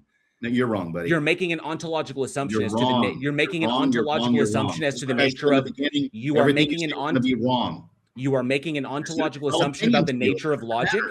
Okay, You are let's making take a breath. Everybody take a breath. Let's not talk over each other so much. Let's have a nice back and forward. Can you explain why he's wrong, Robert? Because biological evolution has caused his brain to be random. And if he says that there is no God, then who cares? Biological evolution has caused me to be random too, and this debate is nonsense. You're wrong in that statement. It does not cause them to be random. Of course you're wrong. No. Random evolution has caused to say that too. You're using random incorrectly. Let JL talk. You're using random incorrectly because you don't understand the science. You When we don't talk about understand the random science. as in having no You end don't goal, understand the science. then that's acknowledgeable that we are products of the system, that this is the way we've evolved, and that evolution to a degree does truth track, because the ability to track truth is a way that organisms survive, is a way that they recognize food, they recognize water, they recognize not to walk off cliffs, they recognize what to do. Is that why Christianity? I'm not finished. I'm not finished. Oh, go ahead. These ahead. are ways Random so in a way, evolution to a degree does truth track, or allows for truth tracking, or facilitates the existence of truth tracking organisms. A lot of We preaching. can do that as a species through pattern recognition, which is a part of our survival. Nobody cares what a random mutation says, man. So I'm just telling you right now. when you say random, you're using random incorrectly. So now you have a new definition of random. No, there are two different there are different contexts in which you can use random. Is evolution reasonable or rational, or not reasonable or rational? It's neither. It doesn't apply to that. Evolution is a process by which life diversifies. It happens naturally. Me what all your friends told you that you take by faith. You were not there when evolution happened. You're taking that by blind faith, just like a random mutation actually would. Isn't that interesting? No, I know. It's observable. You were never there. It's observable and measurable. You were never there. It's observable and measurable in nature. It's observable in the lab. I've already heard many debates. This debate is not about evolution. This debate is not about evolution. Hold it. You're just talking over the top of each other. Okay. Can we find, did you want to do one last point? Maybe we can go back to when you were talking about the evolutionary argument against naturalism. What is that? Yeah, it's the idea that that if evolution is true, and if it did occur, then you couldn't trust your own cognitive faculties to discover truth, because evolution guides, or the process is guiding you to survive, not necessarily for truth. So that's the argument there. And it's a defeater. If you believe that evolution did occur, then all of a sudden you can't even trust any of your reasons to believe anything, because evolution has caused you to do whatever it is you do. Everything you think, everything you believe, everything you, all your presuppositions. Evolution has caused you to be that way. And if that's true, you could not prove any of your beliefs to be true at all, even the belief that evolution is true. So the EAAN, the evolutionary argument against naturalism, fails for a number of reasons. It's a false dichotomy of beliefs. The argument falsely assumes that a belief's survival value and truth value are independent. In reality, having a false belief about a basic reality, thinking a bear is friendly, a friendly puppy, or a poisonous snake is a harmless stick, decreases survival odds. Truth and utility are profoundly linked. This is shown in nature, especially outside of the human species. Biological misunderstanding of cognition is a big issue here. The EAAN assumes that nervous systems only calculate motor responses, detached from underlying beliefs. Cognitive science has demonstrated that perceptions, memories, and conceptual frameworks must systematically track physical reality for successful behavior. And numerous critics have pointed out that the EAAN cuts its own throat in respect that if human cognitive faculties are fundamentally unreliable, then the complex philosophical reasoning that Plantinga is using to construct the EAAN is itself equally untrustworthy. So it's self-refuting. It's self-refuting that respect, but we can see demonstrated in reality that these are not the case. Like I said, it's a biological misunderstanding of cognition, and it's a false dichotomy of beliefs. Sure. So you're saying evolution has favored theists throughout all of human history? No, evolution favors for human beings. That's why you're in the minority? I'm answering the question. Go ahead. Evolution has favored pattern seeking. Religions and God concepts are a result of pattern seeking. Very good. Okay. That's why there's more theists in the world and less atheists. True, because ancient humans were more prone to irrational thinking about things. Type 1 and type 2 errors, apophenia and Yeah, pareidolia. sure. But we That's why recognize these problems that's now, these why cognitive atheists are issues more now, prone and we to can eschew these cognitive issues be in favor for more transgender, rational. marriage, So, pro-abortion, and all that. It actually cuts off the survivability of the evolutionary none of this process. is relevant. None of this is relevant. Figures, just a liberal. Go ahead. Whatever you think is icky, is irrelevant. Whatever you think is icky is irrelevant. So in that respect, I mean, you didn't respond to anything that I said there. It is a Yeah, false I did. dichotomy of It was very beliefs, That's and the there's a whole biological point of misunderstanding of argument. cognition in there, and it's a self-refutation. So we see these things play out in nature. We can demonstrate them. We can make predictive models with them. That's we know why that these things work. evolutionists favor theists, not atheists. No, egghead. it favors pattern seeking. It favors pattern seeking. Let's not do that. It favors Let's pattern not do seeking, that. and human beings utilizing themselves as a template often will attribute anthropological values to things that they see in nature, and that's where God concepts come from. It doesn't favor theists; it favors this. But that was in our that was in our survival-driven days. We don't really need them anymore today. You don't need to survive anymore. We are more aligned with logic and reason to survive than ancient supernatural or superstitious concepts. Yeah, all came from an irrational cause, like the process of evolution. Good job. It's not irrational. It doesn't apply to evolution. You have no idea because your brain told you so. Okay, good job. It's a category error. It doesn't apply to that. You're trying to tell me about logic when it's just your mere opinion? Nobody cares, dude. No, it's not my mere opinion. You're making a category opinion. error and trying to say that you're making a category random error. That you're actually going against evolution by being an atheist. Makes no sense at all. You are making a category error in category error. It's all random words, bro. It's not a big deal. It's okay. Random words. It's showing the failure in your reasoning instead of coming to debate. It's showing the failure in your reasoning. I'm sorry that very weak debate. I thought you were going to be better than that. Okay, I think that's a good point to leave it there. We're kind of getting into the real weird. Yep, that's time. So thank you so much, guys. That was really passionate. I loved it. It was a lot of good points being brought up. There's always going to be over talking. I hope that it was really enjoyable for you and that you got all of your points that you wanted to make out. Thank you so much for joining us. We do have a Q&A going. If you can hang around for that, we do have a few questions going out there. Of course, the super chat ones are done first and foremost. First one comes from Jessica, the Transmetal Alchemist, for $5 Australian. Question for both. How much time did you spend preparing for this debate by researching into the views and opinions of your interlocutor? Robert, I'll go for you first. Yeah, probably about 3 weeks. 3 weeks. About 3 weeks? Yeah, I was listening to a number of debates. I couldn't find a lot of his debates, but I had to I had to keep searching. I think I'd seen 3 debates. I know he has more. But I think they're on different channels, so it was really hard for me to find his debates. So I just listened to other debates on the subject, moral realism, anti-realism. Okay. And JL, same question for you. How long did you spend researching into your opponent? I'd probably have dedicated maybe a couple of days. It wasn't that hard. So they're pretty, I'm pretty familiar with it. So that's something a veteran would say, quite frankly.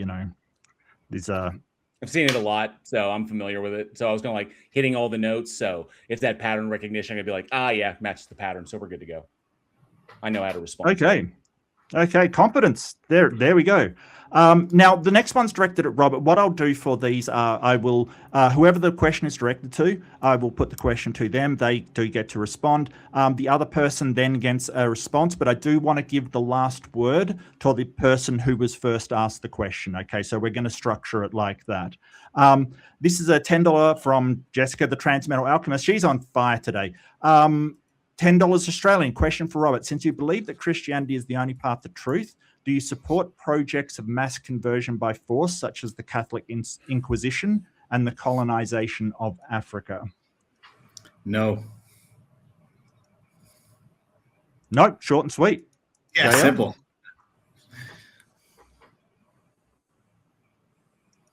Did you have anything to add, JL, or is that... No, not on that, no.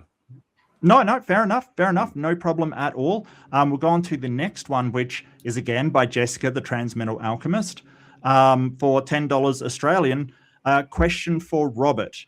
A moral event happens in Edo-era Japan. No one participating is a Christian or have heard the gospel. How do you assess the moral character of this event? Who did the right thing?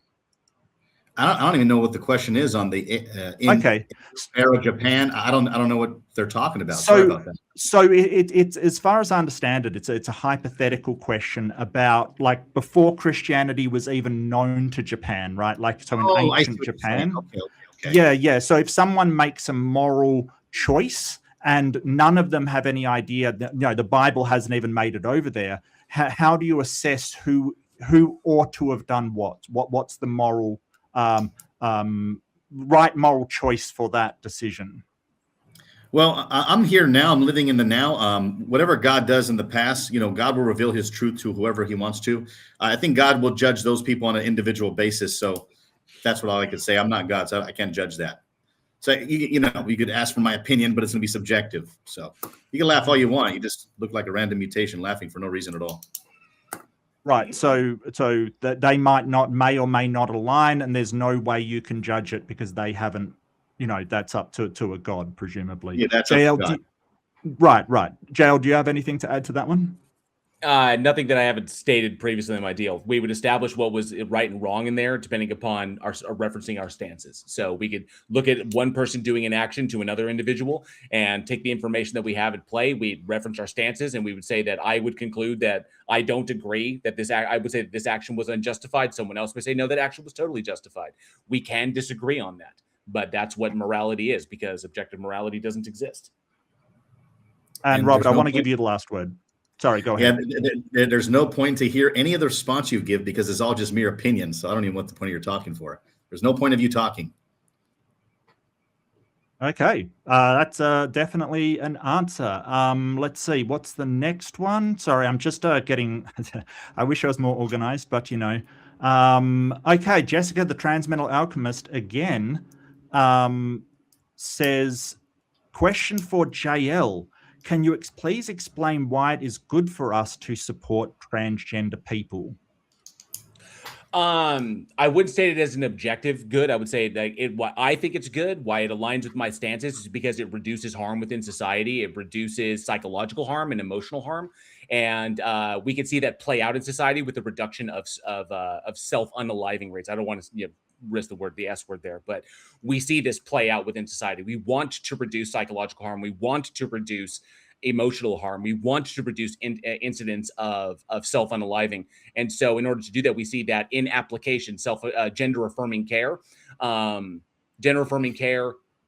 facilitates that outcome, which is a goal we want to accomplish. So the ought there is to implement gender affirming care across the board to ensure that we reduce these incidents, that people are seen, that they are valued, and that they are allowed to establish their identities for themselves and not in accordance with what other people's stances think that they ought to be. So, because that facilitates more harm. Robert, do you have anything to sort of contend with that? Anything you want to challenge? Yeah, I think the support, it all depends on what you mean by support. If you're saying to tell them to accept who they actually are, that's what the left used to say before, accept who you are. But now they're saying, no, change who you are. I would say, yes, I support their coming out of that, that mental state, because they're not accepting who God made them to be. So I would say support in the sense that, yeah, you should come to Christ and ask God to help you accept who God actually made you to be. That's all.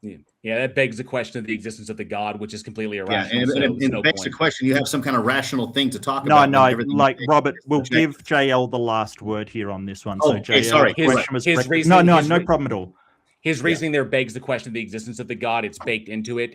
There's no reason to believe it. There's no rational reason to accept it. And all it's basically doing is saying that because I believe in a God and I believe these things that I think this God has said, therefore I have the authority to dictate to an individual who they are and who they're meant to be, which is a complete violation of like autonomy, of like individual autonomy, which increases harm within society. We see that bar none. Self-unaliving rates go up, self-harm rates go up. So we don't want that. We want to reduce those. So we ought to acknowledge individuals individually and to their asserted identities. So, and then facilitate their transitions if necessary, if that's where they are, or allow them to walk through that process to a point where they realize maybe they want to come back, but it's got to be at the speed of the individual in question, not the purported authority figures dictating what they ought to be. Okay. Next question from Surprise. Something different this time. Jessica, the Transmetal Alchemist. Question for Robert. Who would you support? The Christian John Birch Society, which wanted to maintain segregation, or the Muslim Malcolm X, who wanted to abolish segregation? Yeah, I would go with the abolishing of the segregation with Malcolm X. Yeah, I think a lot of the left wing politics right now is trying to segregate people into groups so they can win votes and all that. And so I think that's a problem too. We should not be segregating. We should be uniting against a cause, like J.L. Warren says, the cause of freedom, free speech, etc. Without free speech, we wouldn't be here. So thank God for that.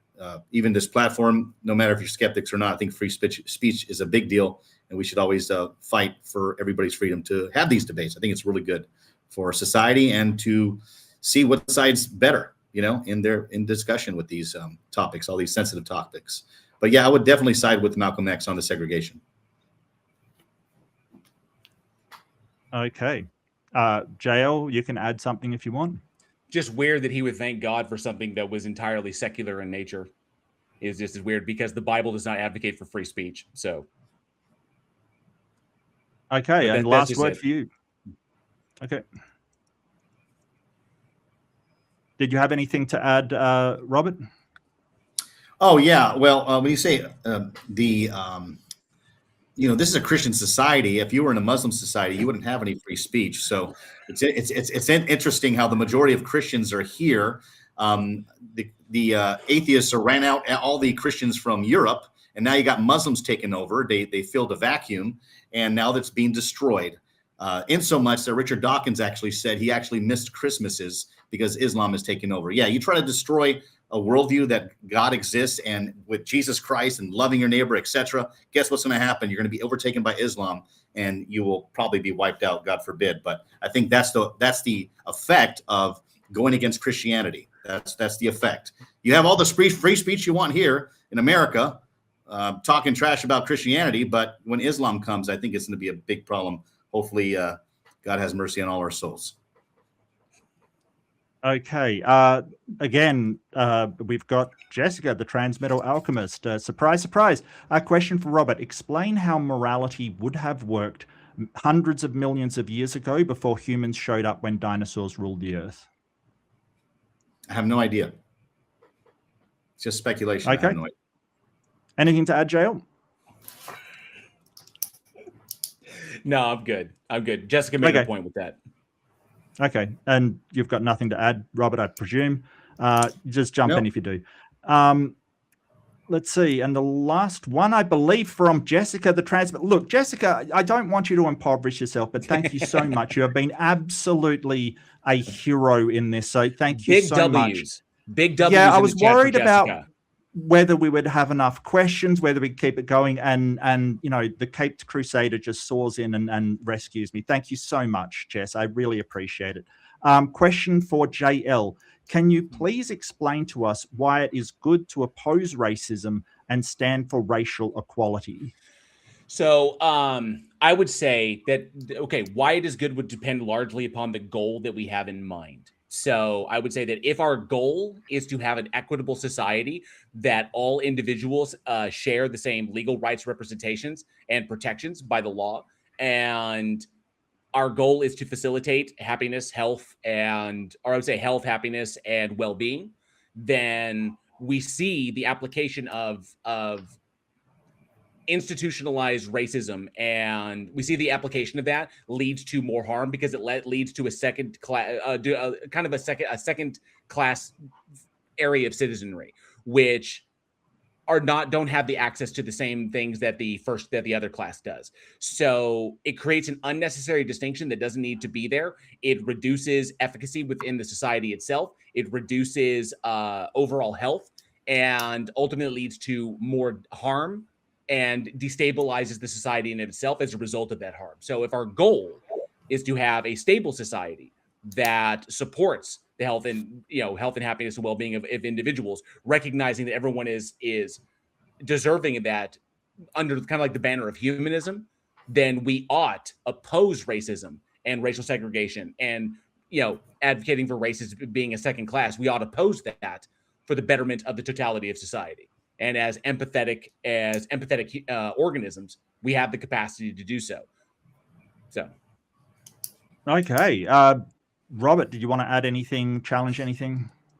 Yeah, I would just say that everything he said is all made up from his worldview. I would say the only reason why we can be empathetic for equality and racial in the racism and so on, standing for racial equality, is because all people are made in God's image. That's why, not because some random evolution has happened, that you're made for no purpose at all by random mutations.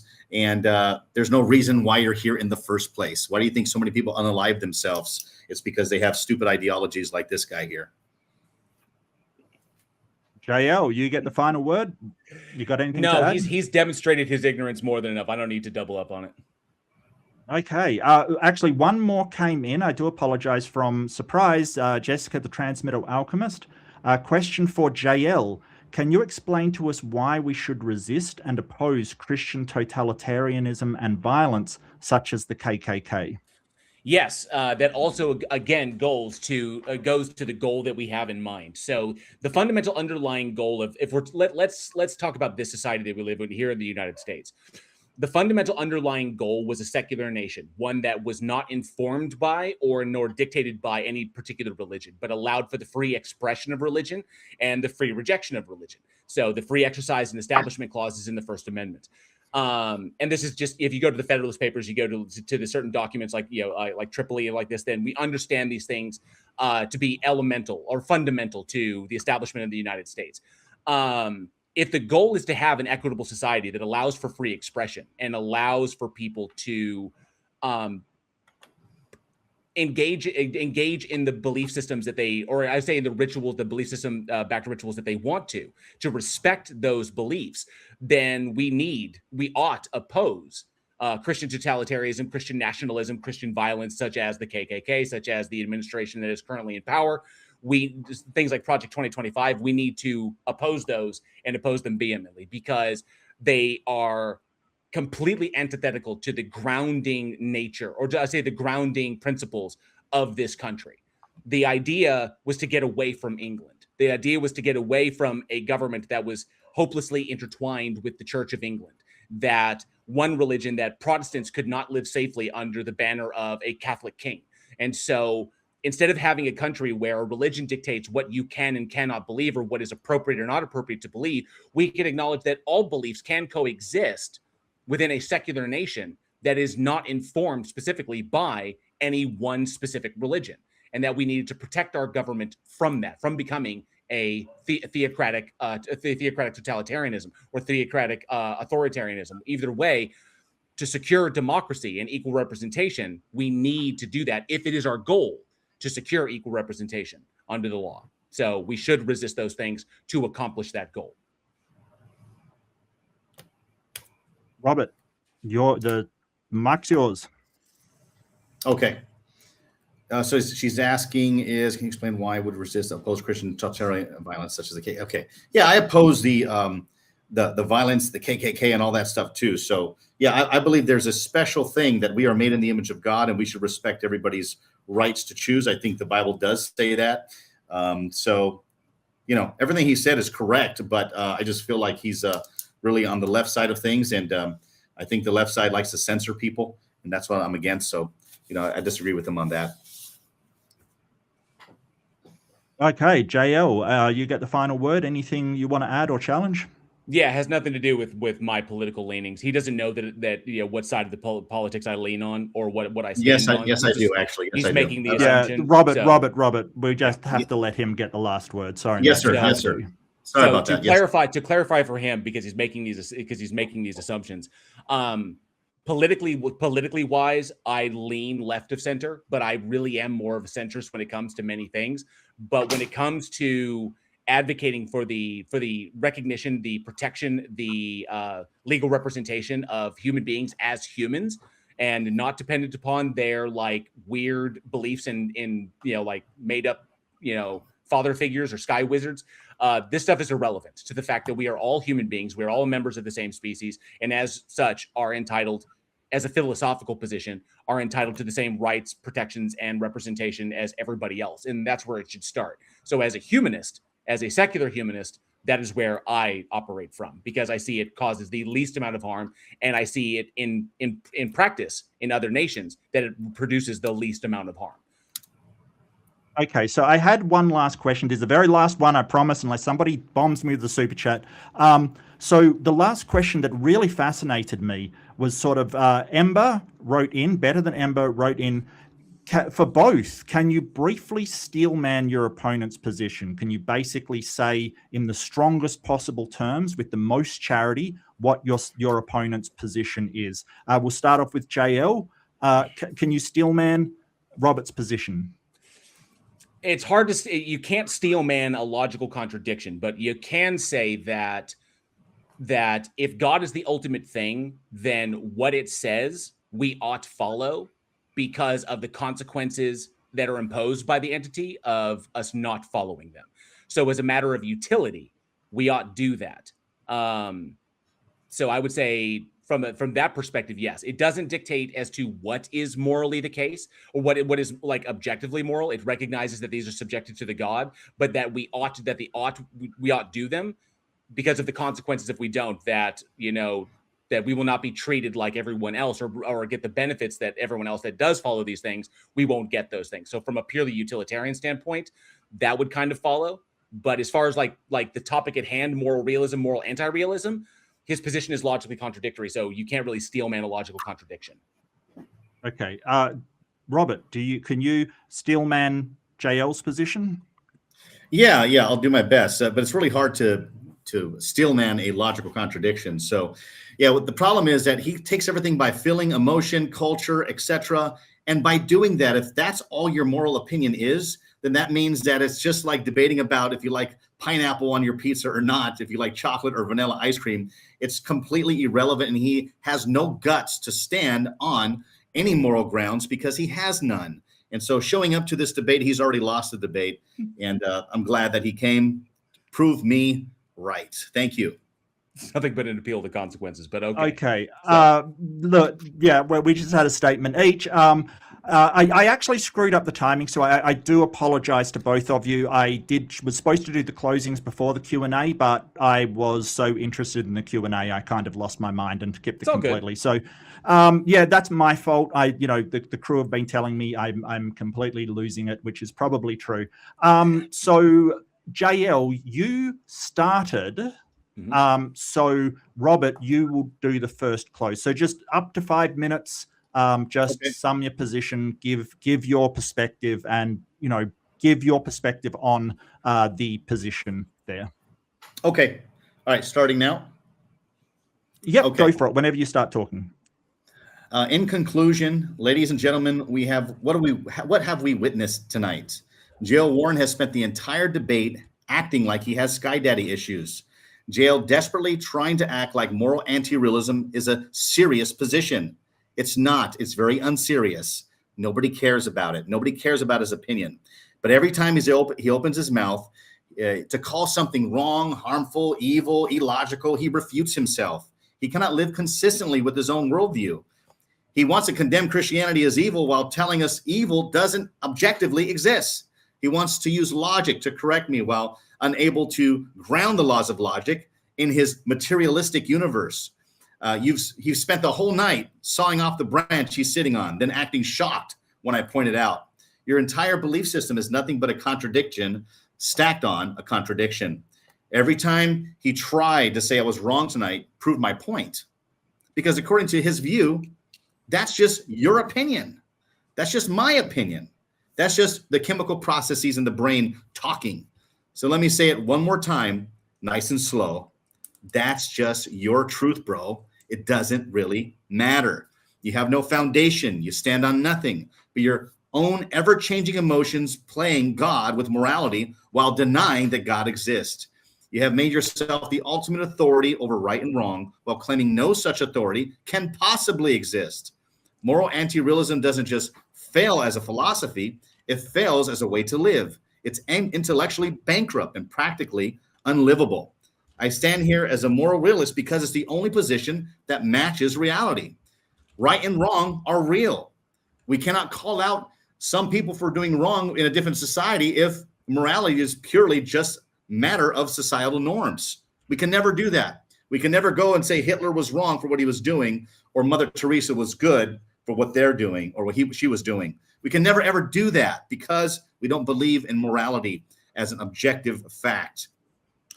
So he lost this debate tonight. I knew he would, just right when he came into this debate, just trying to make all these filibusters and talking. It's like, dude, don't you understand? You're actually refuting yourself. You're talking like I'm wrong for some reason while you're saying there's no such things as right and wrong. So common sense is the Christian belief here, at least in this country, because we are the majority, and the majority rules according to the survival of the fittest evolutionary processes, right? The majority rules. And so he's out of the norm. He's not using his common sense. If he would be a theist. Thank you for having me. Thank you so much, Robert. Fantastic. JL, you get the final conclusion. Let her rip. Awesome. Well, thank you, everyone. As we bring this debate to a close, I want to extend my gratitude once again to Skeptic Haven and to the audience for your time and attention, and to my opponent for literally doing all my work for me by never addressing any of the points that I made and focusing only on appeals to consequence, which is not a logical defeater. We began this debate by asking a fundamental question about the nature of reality. Are moral facts objective, mind-independent features of the universe, or are they fundamentally dependent upon the stances of conscious agents? Throughout this exchange, we have looked at the landscape of metaethics through three distinct lenses: semantics, epistemology, and metaphysics, none of which my opponent addressed. And at every single turn, the realist position failed to hold any ground. And as a matter of fact, at one point, he actually agreed with me. So let us review what has been established today. First, we looked at semantics. We examined what human beings are actually doing when they make a moral claim. My opponent wants you to believe that saying cruelty is wrong is identical to stating a mathematical or physical fact. But as we have demonstrated, moral language is not descriptive of the external world. It is expressive of an internal state. It is a projection of our evolutionary empathy, our cultural upbringing, and our personal valuations. To strip the human mind away from an action and expect the wrongness to remain floating in the empty vacuum of space is a profoundly philosophical error. Second, we looked at epistemology and Hume's unavoidable is-ought gap. My opponent tried desperately to construct a bridge from the world of physical facts to the world of moral duties and failed in doing so because, as we have seen, you cannot logically derive a prescriptive ought from an empirical is without smuggling a subjective valuation into the equation. Whether we are discussing biology, sociology, or economics, science can only ever tell us what is the case. The moment we decide that what we ought to do about it, we must reference a stance. The ought does not exist in the data. It exists in our desires, our goals, and what we choose to value. Finally, we addressed metaphysics and the Euthyphro dilemma. My opponent attempted to escape the groundless nature of realism by anchoring morality in the mind of a god. But as we explored, the move instantly collapses into a logical contradiction. You cannot claim that morality is independent of minds while simultaneously grounding it entirely within a divine mind. Furthermore, as we saw in the biblical examples from 2 Samuel, even the theological framework inadvertently demonstrates that rules shift, adapt, and are ultimately governed by the subjective goals and valuations of the agent in question, this being the god. Kicking the metaethical can down the road to a deity does not solve the problem of realism, it merely amplifies it. When we look at the universe through a clear, rational lens, we do not find objective moral particles written into the laws of physics. We do not find a cosmic ledger of right and wrong floating in the atmosphere. What we find is far more profound. We find us. Moral anti-realism is not a surrender to chaos or nihilism. It is a recognition of reality. It is the acknowledgement that we, as conscious empathetic beings, are the authors of our own values. We do not need a cosmic parent or a mind-independent blueprint to tell us that suffering is bad or that kindness matters. We care about those things because of who we are, how we evolved, and the societies that we choose to build together. When you look closely at moral realism, the illusion fades, and you are left with human minds making human choices. Stances are the inescapable reference points for all morality. For these reasons, the only logically consistent, ontologically honest position to hold is moral anti-realism. Thank you. Thank you so much, JL. Fantastic. And that is it for you guys. I got to wrap up the show, but you can hang around if you want or take off. Listen, I really want to say thank you so much for giving us your time and your perspective. It really means a lot. I hope you had a fun time. And it was a really good discussion from both of you, especially Robert. I know it's hard to go into, the lion's den, as it were, where everybody has a different worldview. But I really want to thank you for making the time to present your opinions and your perspective. It really was a fantastic debate. And JL, thank you so much for your time. It really was fascinating. I had a blast. So I really appreciate it, guys. Absolutely fantastic. Thank you, Mark, for having me. Thank you, JL, for getting me on this channel so we could discuss some good stuff. Maybe we'll have a rematch in a year or so. We'll talk about another subject, whatever you're ready. But yeah, thank you guys for the. Yeah, keep in touch, Robert. We can set something up, and if you want to debate other people, we can set that up. And I think that we're trying to get this channel started. So if you do know any people that would like to have structured debate that really explores ideas, that's what we're looking to do. So a pleasure to meet you, Robert. It really was. It was really good. Thank you, JL. Thank you. So I'd just like to give a thank you to all the channel members who, honestly, without them, Skeptic Haven and the Thought Experiment could not keep me in fancy shirts. So thank you so much for your generosity, your support, your amazing dedication to growing this channel, growing the community, and welcoming people in, and probably keeping me sane as well. I can probably throw in there. The other thing that I did want to do is thank the crew, all of the crew in the back who are amazing and kept me together through this whole thing. I am new to this as well, so I definitely wasn't the perfect host, but they maybe covered that up. So thank you so much to the crew. They do an amazing job. Thanks to all the moderators out there in the chat who are, just making sure everyone is discussing things in a good way and not just vilifying people. We are looking for volunteers as well while we do grow our community. If you want to make a difference and you want to be part of that community, do go and check with skeptichaven at gmail.com and say that you're looking for a volunteer work. It is really rewarding, really fulfilling, and it's a really fantastic tight-knit family community. Next Sunday, we have Let's Talk with a couple of my favorite people, and I got to plug this because they are my favorite people. 7 p.m. Central Time, we've got Ember and Lil. They are fantastic. They're awesome. I am biased because I do like them, but hey, I'm gonna give them a plug. And once again, thank you to everybody here. You have been amazing. I love the passion and the conversations that are starting up over the different things that both interlocutors have brought up. It's really good to see. Let's keep it civil. Let's keep it polite. Be kind to yourself. Be kind to each other. And hopefully I will see you soon. Thank you all so much for watching. I hope you enjoyed the debate, and if you did, please like, share, and subscribe, and hit that bell for notifications. And be sure to leave a comment below. Those interactions help with the dreaded algorithm, and your feedback helps me to improve everything that I do here. Also, again, please check out Skeptic Haven and Mark Reed Atheism. Both of those channels are criminally underrated, so if you like their content, be sure to throw them a sub. And don't forget, August is National Immunization Awareness Month. The link to where you can support these important efforts is down in the description. And if you really enjoyed what you saw here and would like to support the channel further, links to channel membership and to get yourself some official Bridge the Divide gear are also in the description. Once again, thank you all so much for your continued support, and as always, be safe, be excellent to each other, and together we can bridge the divide.